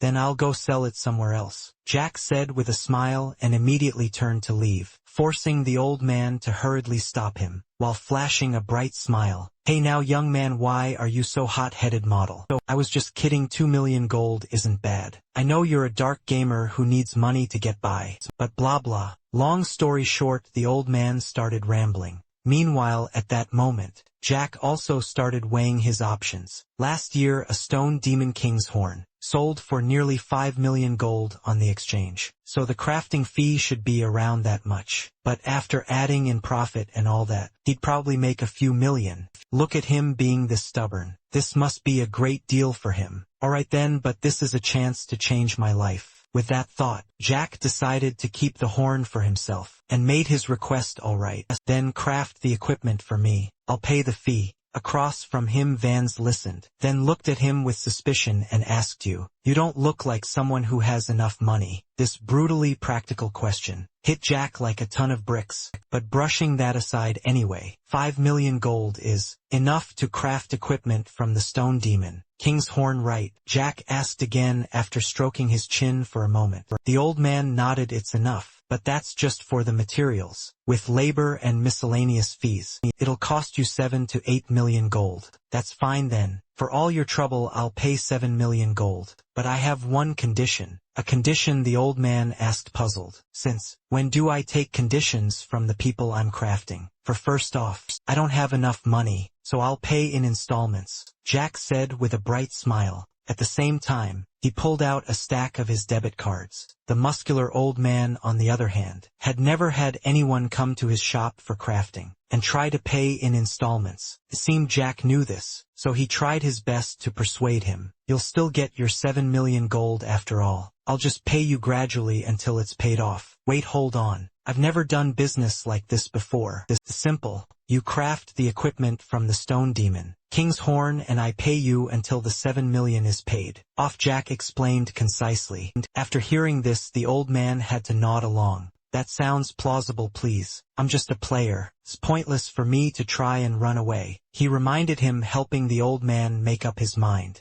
Alright then, I agree. Excellent, then we have a deal. Oh, and I have one more condition, he continued, pulling out yet another condition, to the old man's endless annoyance. What is it now? Well, to pay off the debt faster, I need to grind more, and to grind more effectively, I need stronger equipment. But this stuff I have is too weak. You've really got an answer for everything, don't you? How annoying, Vans complained. Meanwhile, Jack had already spotted his target. He pointed to the great sword next to him. Lend me that. Are you trying to squeeze me dry? The old man shouted, but he also knew that this was the fastest way for Jack to pay him back, so he had no choice but to accept this condition. Alright, the stronger you are, the faster you'll pay off your debt. I'll lend it to you. Wait a moment. Then, Vans quickly took out a piece of paper and explained, this is a contract. Sign here. Each month the money will be automatically transferred to my account. The payment will be automatic. No need for complications. Contract 1. Vans Guild, Master of the Blacksmiths Association, agrees to craft equipment from the stone demon, King's Horn, for the player Jack 2. From this moment on, Vans Guildmaster of the Blacksmiths Association will be responsible for safeguarding the stone demon King's Horn until the equipment is completed and delivered to Jack. If it is lost, he must compensate the player Jack for 7 million gold. 3. Vans has ownership rights to the equipment crafted from the stone demon King's Horn, equivalent to a value of 7 million gold. For to regain ownership, the player Jack must pay Vans 7 million gold. 5. There is no payment deadline, and the contract cannot be unilaterally cancelled. 6. The player Jack must pay 30 of his total monthly income to Vans. Copy C10. The payment in Article 6 will apply until ownership of the equipment crafted from the stone demon King's Horn is transferred to the player Jack. 8. During the contract period, the player Jack will receive a 20% discount when using the services of blacksmith shops belonging to the Blacksmiths Association. 9. During the contract period, the player Jack may borrow weapons from Vans. 10. If the contract is breached, the Talent Administrative Court will assess the severity of the violation and issue an appropriate penalty. Those were the 10 clauses in the contract, and after reading it, Jack had to admit that the older the ginger, the spicier it gets, because it involved high-level equipment. This contract B was basically a slave contract. He really wanted to lock this down. Sign it since you've already decided. What are you waiting for? Vans urged, and just as he said, once Jack made up his mind, he didn't overthink it. Yes, alright, it should be fine. I've signed it. And as soon as Jack signed the contract, the system displayed a confirmation screen notification. Automatic transfer mode has been established. 30 of your total monthly gold income will be transferred to Pans, head of the Blacksmiths Guild. That was fast, Zack muttered as the old man handed him the item. A new sword. Take this and keep up the good work. This is the semi-immortal great sword. The blade, fabled to be the mount of the legendary sword Immortal. It radiates a mysterious aura, and even though it was forged long ago, and it still retains its extraordinary power. Semi-immortal Great Sword classification. Great Sword grade unique attack power 2130. Durability 15,000 effect. All stats plus 100 attack speed, plus 10 health regeneration, plus 100 additional 50 damage when attacking. The undead can use the flying sword skill once per day. Equipment restriction. Cannot be used by magic-based classes. Back with pants. While Jack was still stunned by the sword stats, the old man pointed at the horn and said, "Now hand over the stone demon, King's Horn." "Wait a minute, that thing is that a giganteous dark," he stammered upon seeing dark. "You're just noticing now. You were too engrossed in the quest," Zack said. But the old man paid him no mind, immediately rushing over to hug the little guy tightly. "I just have to give it a hug." After the hug he turned to Zack with a curious gaze. "The stone demon King's Horn and a gigante's dark. Just who are you? I just got lucky." "That's all," Zack explained awkwardly. But the old man didn't see it that way. "It's not just luck, this is all destiny. The gigantes is a creature of good fortune anyway. Or help me move this. My smithy has been getting a lot of thieves lately. It's best we work at my house." Just the day before yesterday, Pesol, an assassin, tried to break in, but they were caught. "I came to the smithy today to collect compensation," he said, quickly packing his things. However, before they could leave, someone opened the door and walked in. "Excuse me, is the owner here?" "Is me the one who came? I was here the other day to comp." Speaking of which, the woman paused for a moment when she saw Zack, then asked, "Huh, you're the woman I met at the pass?" Zack asked. Pans started giving him a suspicious look. "Do you two know each other? Or are you a pair of con artists?" "You're the con artist," Zack yelled. "Heron, you're not planning to steal from here, are you? If you get caught, you'll be stripped of your Destroyer of the Insurgents title." Pan spoke. The girl named Heron removed her hood and explained, "That's precisely why I'm here, to compensate for the damages." "Can you even afford to?" the old man said doubtfully. "If you need someone killed, I can help," the woman offered, as if to pay her debt that way. Meanwhile, Jack felt this was no longer his business, so he decided to say his goodbyes. "Sir, since our agreement is settled, I'll be going now. Take this and go wait outside," he said after Jack went outside. Heron turned and asked, "So how would you like me to compensate you?" As she spoke, she glanced over and spotted Dak running after Zack. "A gigante's dark," she shouted. "Why do I have such a bad feeling about this?" Zack thought to himself. Scene changed to a lovely little house. This was the home of the old blacksmith Pans. Looking at the peaceful scenery before him, Jack couldn't help but exclaim, "What a beautiful view, it's like a vacation home." Beside them, the little duck in Heron's arms chirped with delight. "I spent my whole life on the battlefield. Now that my only pleasure is forging. What's wrong with enjoying myself?" A little old man, Pans replied. However, Jack immediately retorted, "You say that, but you were really craving that stone demon King's Horn." At this point he glanced suspiciously at Heron. "But why is she following us anyway?" In response to this question, the old man answered, "She said she'd do anything to pay off her debt, so I told her to assist you until it's cleared. She already agreed." "Got it. Why didn't you ask me first?" Zack complained, but the greedy old man didn't care. "I just need to get paid, understand? Let's talk. Bring that horn in here." "Yes." "Yes," Zack replied wearily. It was only then that he realized slave contracts actually existed. Then, after stepping inside the house, the guy's eyes lit up again. Whoa. Even an NPC's house is designed with this much detail. This game is seriously amazing. Without letting Jack look around for long, Old Man Pans immediately tossed him a piece of paper and instructed, "Now bring this to me." Hearing him say that model, Jack quickly grabbed the piece of paper, and at that very moment, the system's notification screen appeared. Sent to Sun, the leader of the Sledgehammer Merchant Guild, containing the soul of a dwarf, a blacksmith's apron, and an angel's silver wrath. Reading up to this point, Jack's eyes filled with confusion as he asked, "Huh, what is all this?" Hearing the question, the old man Pans waved his hand and explained, "Just as their name suggests, these are Demon King items. To control them, we need the power of the celestial realm and the sincerity of the human realm. If you stubbornly and recklessly craft equipment with them, the user will be possessed by it. That's why it's so expensive and time-consuming." Go see the Sun Merchant Guild. They'll provide all the necessary materials for a price. Of course, the old man added. Meanwhile, our protagonist was vaguely starting to realize who this merchant guild was. It was a total headache, the Sun Merchant Guild. I think I've heard of them. They're the largest merchant guild on the continent, right? How the hell am I supposed to meet the guild master? He yelled, and at that moment, reluctantly, the old man Pans had to puff out his chest and say, proudly, I am the president of the Blacksmiths Association. If you mention my name, you'll surely get to meet them. The problem is how to meet someone to whom you can mention my name. Pants let out an awkward laugh, making Jack's eyes roll back into his head. Does this guy even want my money or not? He thought to himself. Scene change from the Talon Castle. Jack was still racking his brain, not knowing what to do to find the Sun Merchant Guild, and it seemed like he couldn't come up with any solutions, so he casually turned around and asked the girl behind him, do you know where the Sun Merchant Guild is behind him? Heron heard his question and shook her head in response.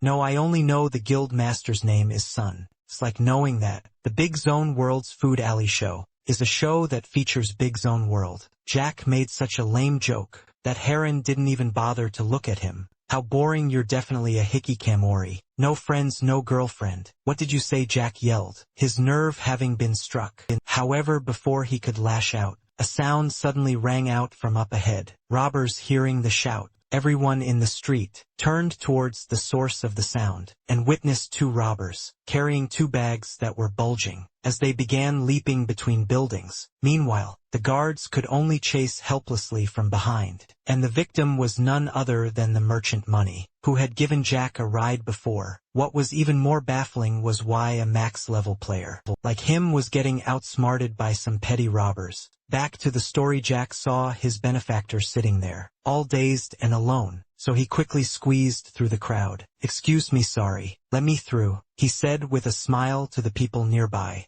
And as soon as he got through the crowd, he patted Money on the shoulder and asked Money, what's going on? Hearing the familiar voice, the merchant turned and looked over in surprise. Oh, it's you, Jack. I was on a transport quest, but got attacked by NPC robbers, and they stole my goods. Hearing this, a look of confusion appeared on Jack's face. NPC robbers, you're max level, and you still get bullied by NPC robbers. Hearing his question, Money said bitterly, even though I'm max level, my experience mainly comes from trading. Besides, you can't use skills while you're pulling a cart. Then the goods must be really valuable. Jack speculated, seeing that the robbers were bold enough to target a max-level player. That's right, it's cargo from the Sun Merchant Guild. The merchant replied. The moment he heard the words Sun Merchant Guild, Jack's eyes lit up like car headlights, because the quest Pants had given him was related to this very guild. He was just wondering how to get in touch with them, and now he'd found a lead. A lead, the Sun Merchant Guild? Jack asked again, just to make sure his ears weren't deceiving him. And Money nodded, confirming it once more. That's right, it was a quest to transport treasures from the Zekan Taylor village to the guild, but now the goods have been stolen. I guess the quest is a failure at this point. I don't know how valuable these goods were, but the merchant actually started to cry.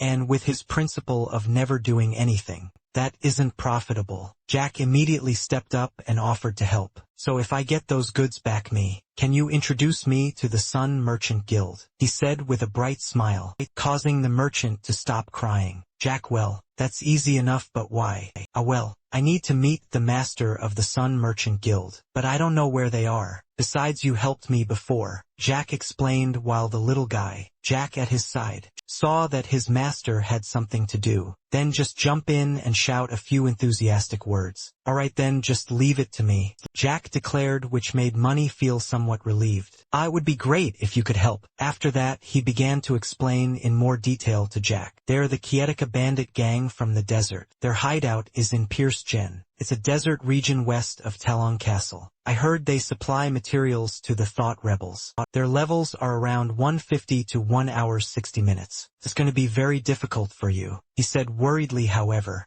with levels like these, Jack was still confident he could handle it. No problem, a man's got to be adventurous. How naive, the merchant thought to himself. then took out a map and continued. Read this. It marks the location of the Chika hideout on the map. Just go there and eliminate them. Yes, I understand, Jack replied, taking the map from Money's hand. Afterwards, once he had the map, information about the bandits was sent over for him to review. Let's see now. Chitaka's hideout. Average level 160 to 170. Mage sorcerers. Undead from physical attacks to magic attacks. Quite a variety, huh? Reading this, Jack's expression grew a little weary. However, since this was a rare opportunity to get in with the Sun Merchant Guild, he had to do it whether he liked it or not. Well, then I'm off. It's been a while since I got to blow off some steam, he said cheerfully to little Dak beside him. Meanwhile, Heron, standing behind them, began to stare intently at them as if deep in thought. Scene changed to Pierce Gen, the desolate desert west of Talong. Jack's group of 3 was now dragging themselves across the desert in search of the bandits' den. And the unfortunate thing was, they had just stepped into this area. It wasn't long before they got a face full of sand. Damn it, this sandstorm is insane. If I had known, I would have gone online and found a way to rent a camel. As Jack spoke, he shielded his eyes to keep the sand out. Beside him, Haroon complained. What's the use of saying that now? Well, what are we supposed to do? Then Jack shot back. She immediately offered a solution. The right way would have been to hire someone who knows the desert and take a horse-drawn carriage. Are you made of money or something? How much gold do you think a carriage costs? The broke-ass loser yelled, which made Heron despise him even more. A shut-in with no friends and no girlfriend, and a total cheapskate. Heron's taunt made Jack fume. Hey, cut it out, will you just then? Little duck below them noticed something. It let out a few chirps to alert them, getting both of their attention. Huh, is this it? Chidao's hideout, they both exclaimed in surprise. After that, the female assassin quietly moved to the edge of the cliff to observe. There are more of them than I thought. It's fine, we just need to use our heads a little. Our goal isn't to wipe them out, but to get the goods back, Jack replied. At that same moment at Heron's house, while she was still engrossed in observing the enemy's lair, her phone alarm suddenly rang, forcing her to pause the game and answer it. Hello, director, aren't you planning on coming to work? The person on the other end of the line's reminder snapped Heron back to reality. Is it that late already? As she spoke, she glanced at her surroundings as sunlight filled the room. You have an interview scheduled today with the No. 5 ranked player in Legend World, whose nickname is Ferrarius. Hearing her subordinate's complaint, Heron happily bragged, I'm inside Legend World right now. I found Gigante's Dark and its master. And just as she predicted, right after that, her subordinate exclaimed in shock. What, for real? Where are you? He asked hurriedly. However, Heron had no intention of revealing this information. What if other reporters or players swarm the place? So just wait, don't come rushing over anyway. I've been recording everything since I met Gigantes Dark and its master, so don't you worry. His in-game nickname is Jack. Look up that character's information for me, will you? In that case, I'll cancel the interview with Ferrarius. This is way hotter news, he agreed. At that same moment, Jack, unaware that Heron was talking to her subordinate, was still explaining the plan. First, Heron will sneak inside to find the goods. As he said this, he noticed the assassin's blank expression, so he walked up and waved a hand in front of her face to check. Heron, did you disconnect? What? She really disconnected at a time like this, he grumbled, seeing his teammate flake out at a crucial moment. However, Heron quickly returned. Sorry. I had a phone call. Her sudden voice made Jack jump back. Geez, you scared me, he yelled. Meanwhile, the assassin asked again, so what's the plan? Can you tell me the details? And so, Jack took out a stick and laid out the plan once again. First, Heron will sneak inside to find the location of the goods. Then you'll mark that position on the minimap, and I'll create an opening for you from over here. Heron nodded upon hearing this, seemingly not objecting. Seeing her reaction, Jack continued. When I start creating the opening, you'll find the horse carriage inside the hideout. Chitika, after that, will quickly load the goods onto the cart and get out of here immediately. What do you think? My plan is good, right? He said with a grin, proud of his grand plan. And the assessment this assassin girl gave was that it was simple and easy to understand. But I think it's fine. Are you complimenting me or criticizing me? Jack asked, puzzled. However, Heron didn't intend to waste any more words, and prepared to act. When I find the goods, I'll mark the location immediately. You have to get there right away. I got it. Remember to be careful, Jack replied, but before he could say more,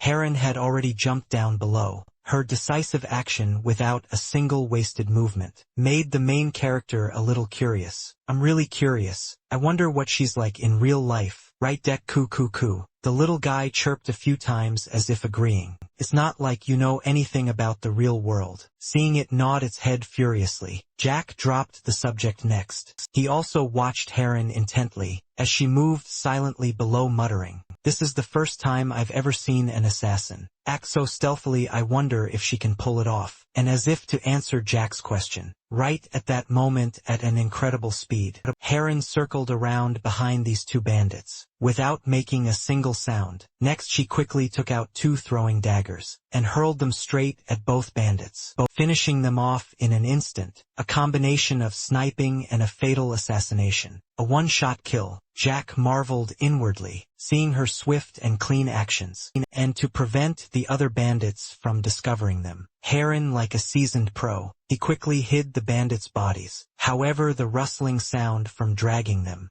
caught the attention of a few of them. "Who's there? Show yourself," they yelled. However, there was no one in front of the bushes, making the bandit doubt his own eyes. "Was I seeing things? Did you see something?" the one next to him asked. And while they were still focused on the bushes, Heron took the opportunity to run straight inside. Just like that, after sneaking around for a while, Heron found the location where the bandits had hidden money's goods. This must be the place, Heron thought to herself. And then it's unknown what skill she used, but she was able to climb, like a gecko, on the ceiling of the cave, while the bandits below didn't notice her existence at all. They were still shouting at each other. "Pile that stuff in here. Why are you so slow?" Paying them no mind, the female assassin continued to move silently above, until she finally reached her target. Here it is, Chaitika's treasure. Alright, this is it. Before Heron's eyes was a trove of gold coins and countless other jewels. At the same time, Jack, who was outside, also spotted the red dot on the map that Heron had marked. She marked it. "Let's go, Dak. Their levels are higher than ours. Instead of taking them out one by one, it's best to stun or knock them out, and then quickly head inside." "Got it, Dak." As he spoke, he turned to look at his little sidekick. However, the words he just said were spoken to thin air,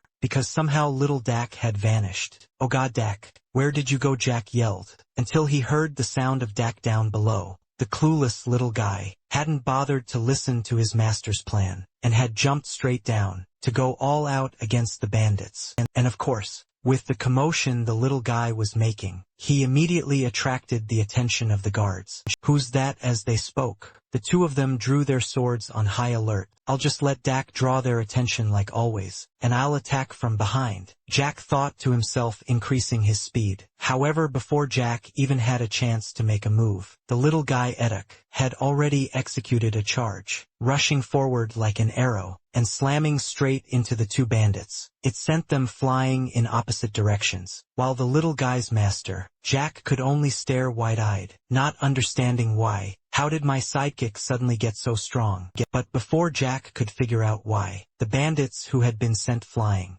started to get back up as if nothing had happened. That startled me is that him sounds began to ring out. After checking their health, Jack saw that all three of them still had full health bars without a single drop lost. This scene feels familiar, Jack thought at the same time. The bandits began to charge in, to give little Dak a beating. But at least thanks to the little guy's efforts, Jack had an opportunity to launch a critical strike from behind. Just like that, the sounds of the battle outside echoed deep inside, attracting the attention of these soldiers. "Intruder at the entrance! Emergency! Emergency!" they shouted to each other, and immediately rushed out as reinforcements. And this was the perfect opportunity for Haroon to load the goods onto the cart. "The goods are stored here. The horse cart must be somewhere nearby," Haroon silently deduced, but before she could find it, another group of bandits blocked her path, causing even her ice-cold expression to break into a sweat. "Model, damn it, have I been spotted?" Back to Jack and his new sword.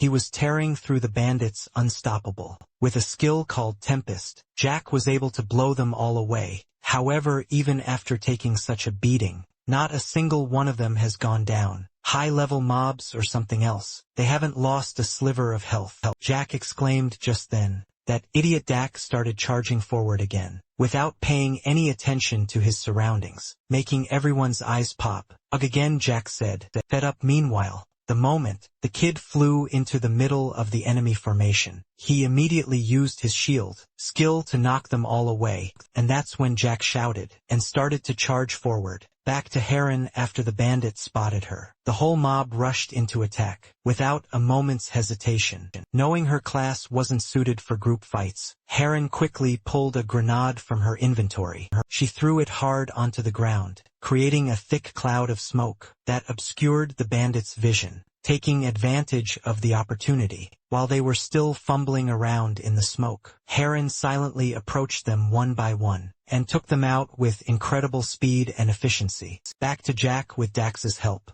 He succeeded in breaking through the enemy team's defense line. Looking at the minimap, around this corner is the treasure. It's right here, he shouted joyfully upon seeing the pile of items. However, he didn't see the carriage or Heron anywhere, and before Jack had much time to think, the ground began to shake rhythmically, like someone's footsteps. The cause of this was none other than a guy, as big as a pig with a spiked mace on his shoulder. What the Jack yelled, staring at the guy's enormous body at the same time. As soon as the huge guy spotted him, he charged straight into attack. Just like that, the giant mace in his hand swung right at Jack, and even though he managed to raise his arm in time to block, his body was still sent flying backward, like a cannonball, scattering the treasure chests behind him, all over the place. And by chance, Jack also discovered the corpses of a few bandits that Heron had stuffed inside. Whoa, what the heck is this now? He cried out in astonishment, while the bandit in front of him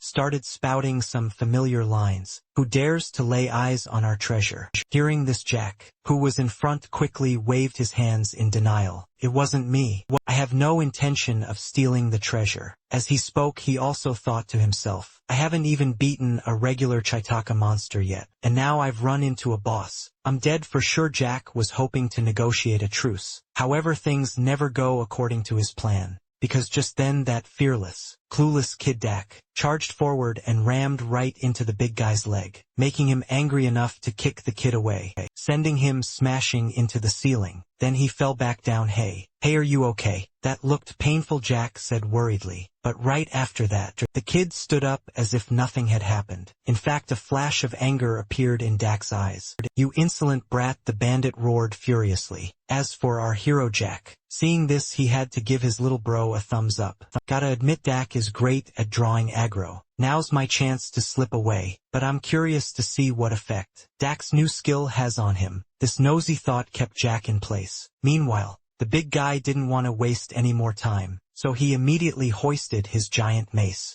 and smashed it right into the shield that Dak had created. You'd think that flimsy looking shield would shatter from the earth-shattering attack. But no, the shield didn't move an inch. It even reflected a blast of light that sent the big guy flying back several feet. Wait a minute, what was that? Jack said as he quickly pulled down his goggles to get a better look, and just as he predicted, even though the big guy was blown away, his health hadn't dropped by a single point. Just as I thought, it doesn't do any damage at all, he said, disappointed. Meanwhile, the big guy, seeing he was sent flying by such a tiny opponent, started to fly into a rage. I'll send you to your ancestors, and take this and this and this. Each sound was another swing of the mace, but no matter how hard he tried, he still couldn't get through Dax's shield on the other side. Jack had no intention of just sitting back and watching anymore. Gotta admit, he's great at drawing aggro. You're the one who's going down, he shouted, aiming to land a blow right on the back of the guy's neck, and to get a critical hit. However, if you're going to sneak attack, you should do it silently. What the hell was he shouting for? Before his attack could even reach the big guy, he had already turned around and discovered Jack's intention.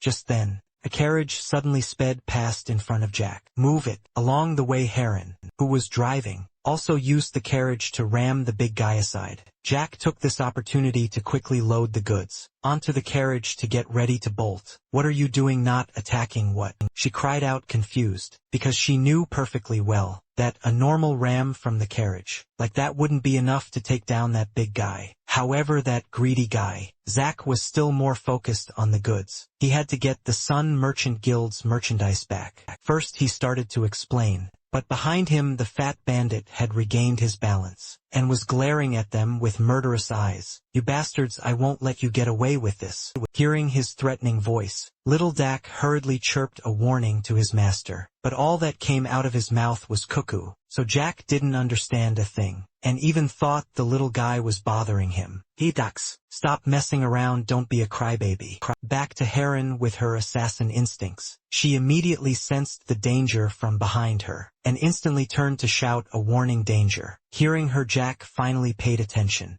but by the time he turned his head to look, the fat guy had already slammed the great mace in his hand right into his back, causing our hero's eyes to roll into his head. Serves the idiot right. Instead of finishing off the enemy, he just wanted to carry stuff, and with just that one hit, it instantly wiped out half of the main character's health. "What the? How did I lose so much health from just one hit?" He's definitely no pushover. As Jack spoke, he struggled to look ahead. Unlike Jack, the fat guy immediately drew his hammer back, having no intention of dragging this out. "I will not forgive you." After he spoke, he stared straight at Jack, as if he wanted to eat him alive, and then seeing his master in danger, little Dak immediately rushed in to help, saving Jack from being smashed into a meat patty by the fat guy's weapon. "You damn bastards," he yelled as he saw his mace get knocked back. After hitting the shield, "Don't believe me, huh?" The guy started swinging the mace to strike again, but the recoil was so strong, it sent his entire body flying backward. Though he didn't take any damage, it was just the same thing over and over. The fat guy kept charging in to attack, only to be thrown back, which gave Jack, who was watching from the side, a bit of a headache. "Am I watching this in slow motion? He must be really pissed off, haha."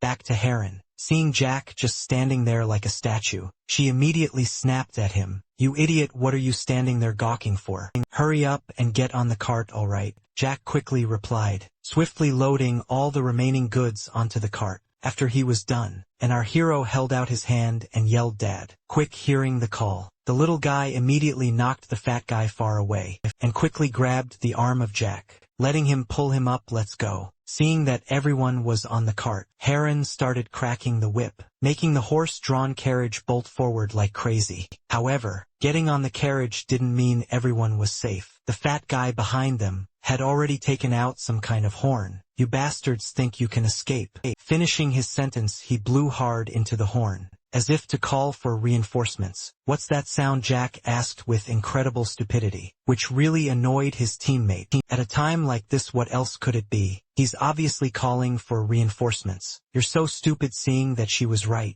Jack turned to her with a complaining look. "I think you just called me stupid. Seriously, why are you always picking on me? Is this really the time to be worrying about that?" Heron screamed after that. She didn't even bother talking to this idiot anymore, and turned to focus on driving the carriage. And just like that, while escaping from the cave, their cart sent countless bandits flying out of their way. It wasn't long before the group successfully escaped the cave, and our hero Jack, seeing this, was overjoyed. "Great, at this rate we can head straight to Talon Castle," he said cheerfully, but his joy didn't even last. A few seconds before, the bandits behind them were already chasing them on horseback. "What are you all standing around for? Get them!" The stinking fat pig shouted at his underlings, and then the whole mob charged forward, as if they were being chased by a dog. As for Jack's group, hearing the commotion behind them, they both turned around and shouted in shock, "They're right on our tail. We'll do something. I'm not a tank or a healer. How am I supposed to take on all of them?" Jack replied while checking the cargo chests to see if there was anything useful in this situation, and it seemed luck was on their side.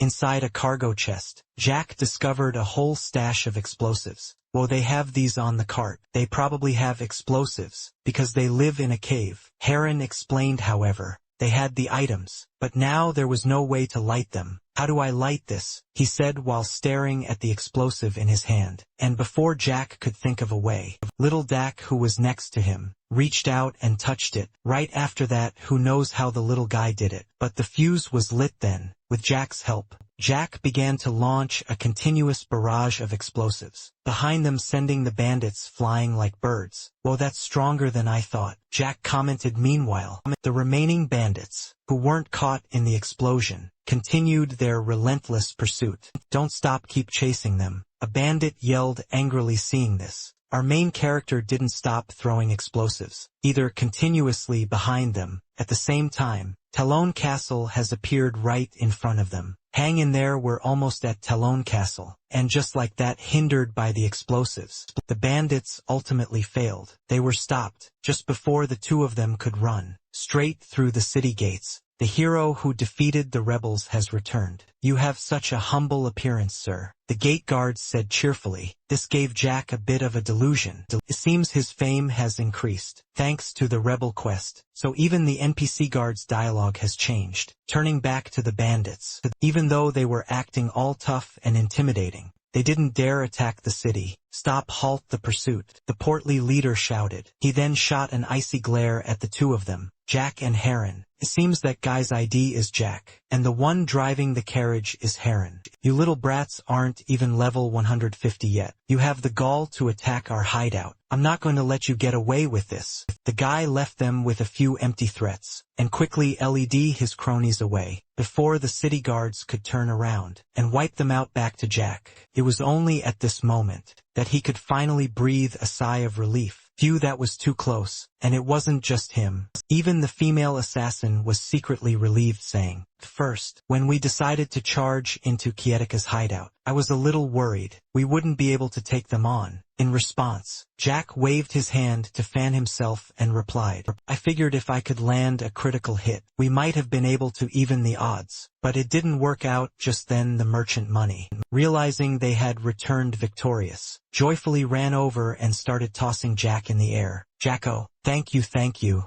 thank you, thank you. I was so worried. I wasn't sure if you'd even make it here. They suspected me of colluding with the bandits to steal the goods. I was imprisoned and threatened. I really don't know how I can possibly repay." "Oh, you." As he spoke, the merchant was so moved he started to cry. Jack, on the other hand, was already starting to drool. "The best way to show gratitude is with gold." Hearing his words, someone nearby spoke up. "Showing gratitude with gold. I like that way of thinking. Truly a golden phrase." These words came from a certain middle-aged merchant. He was dressed very elegantly, and by some miracle, Jack recognized the man's identity. Is that NPC, the head of the largest merchant guild in Legend World, as expected of a major guild. He has such an impressive aura. Jack thought to himself. Son, standing beside him, continued, "The fundamental principle of business is to trust no one. Even though he has dealt with us many times, who's to say when he might betray us? Since we heard you went to retrieve the goods, we held him in custody." Hearing this, Jack knocked on the side of the carriage and said, "Here's what I recovered from Chitika's hideout. Please check it. I'll even throw in the carriage for you. Sir, I have no use for it anyway."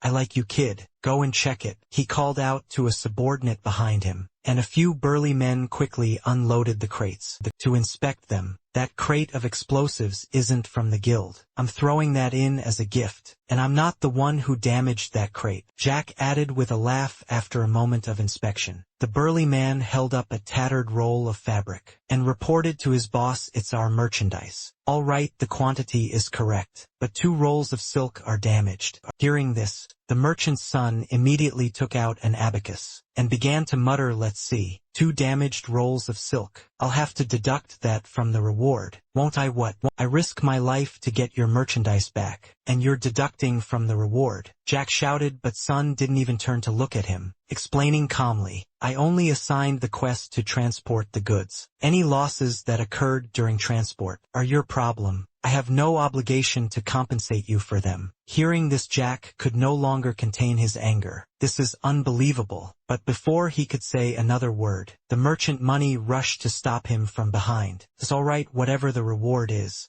I'll share a generous portion with you. At that moment, the merchant's son had finished his calculations. He snapped his fingers, ordering a subordinate to bring out a chest. This is your reward, though I've deducted the value of the 2 silk rolls. I've added a little extra to make up for your efforts. Go ahead and check it. With that said, he turned to leave, but seeing this, Jack hurriedly shouted to stop him. Wait! At the sound of his voice, the burly men immediately drew their weapons, their eyes filled with suspicion. The merchant's son also stopped in his tracks and asked, "What is it?" In response, Jack took out the note that the old man, Pans, had prepared earlier and showed it to him. Pans gave me this list. Could you help me find these items? Oh, it seems you've already acquired the stone demon King's Horn. If Pans is the one asking, then I'll help. I'll find these things for you. He agreed with a surprisingly easy nod. This left our protagonist a bit surprised. Really, Pan's reputation is incredible. Back to Sun.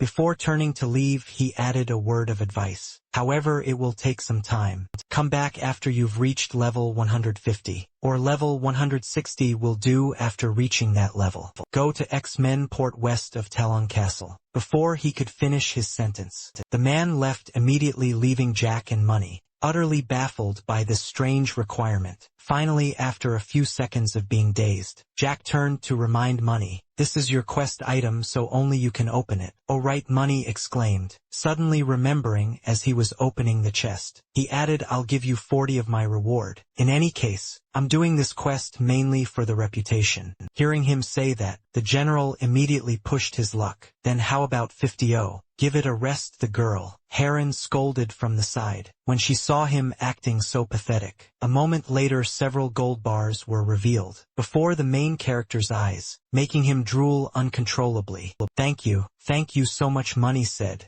tossing him a few of the gold bricks. The general's eyes turned into coins. "Oh my god, there's so much. Quests from the big merchant guilds are really on another level."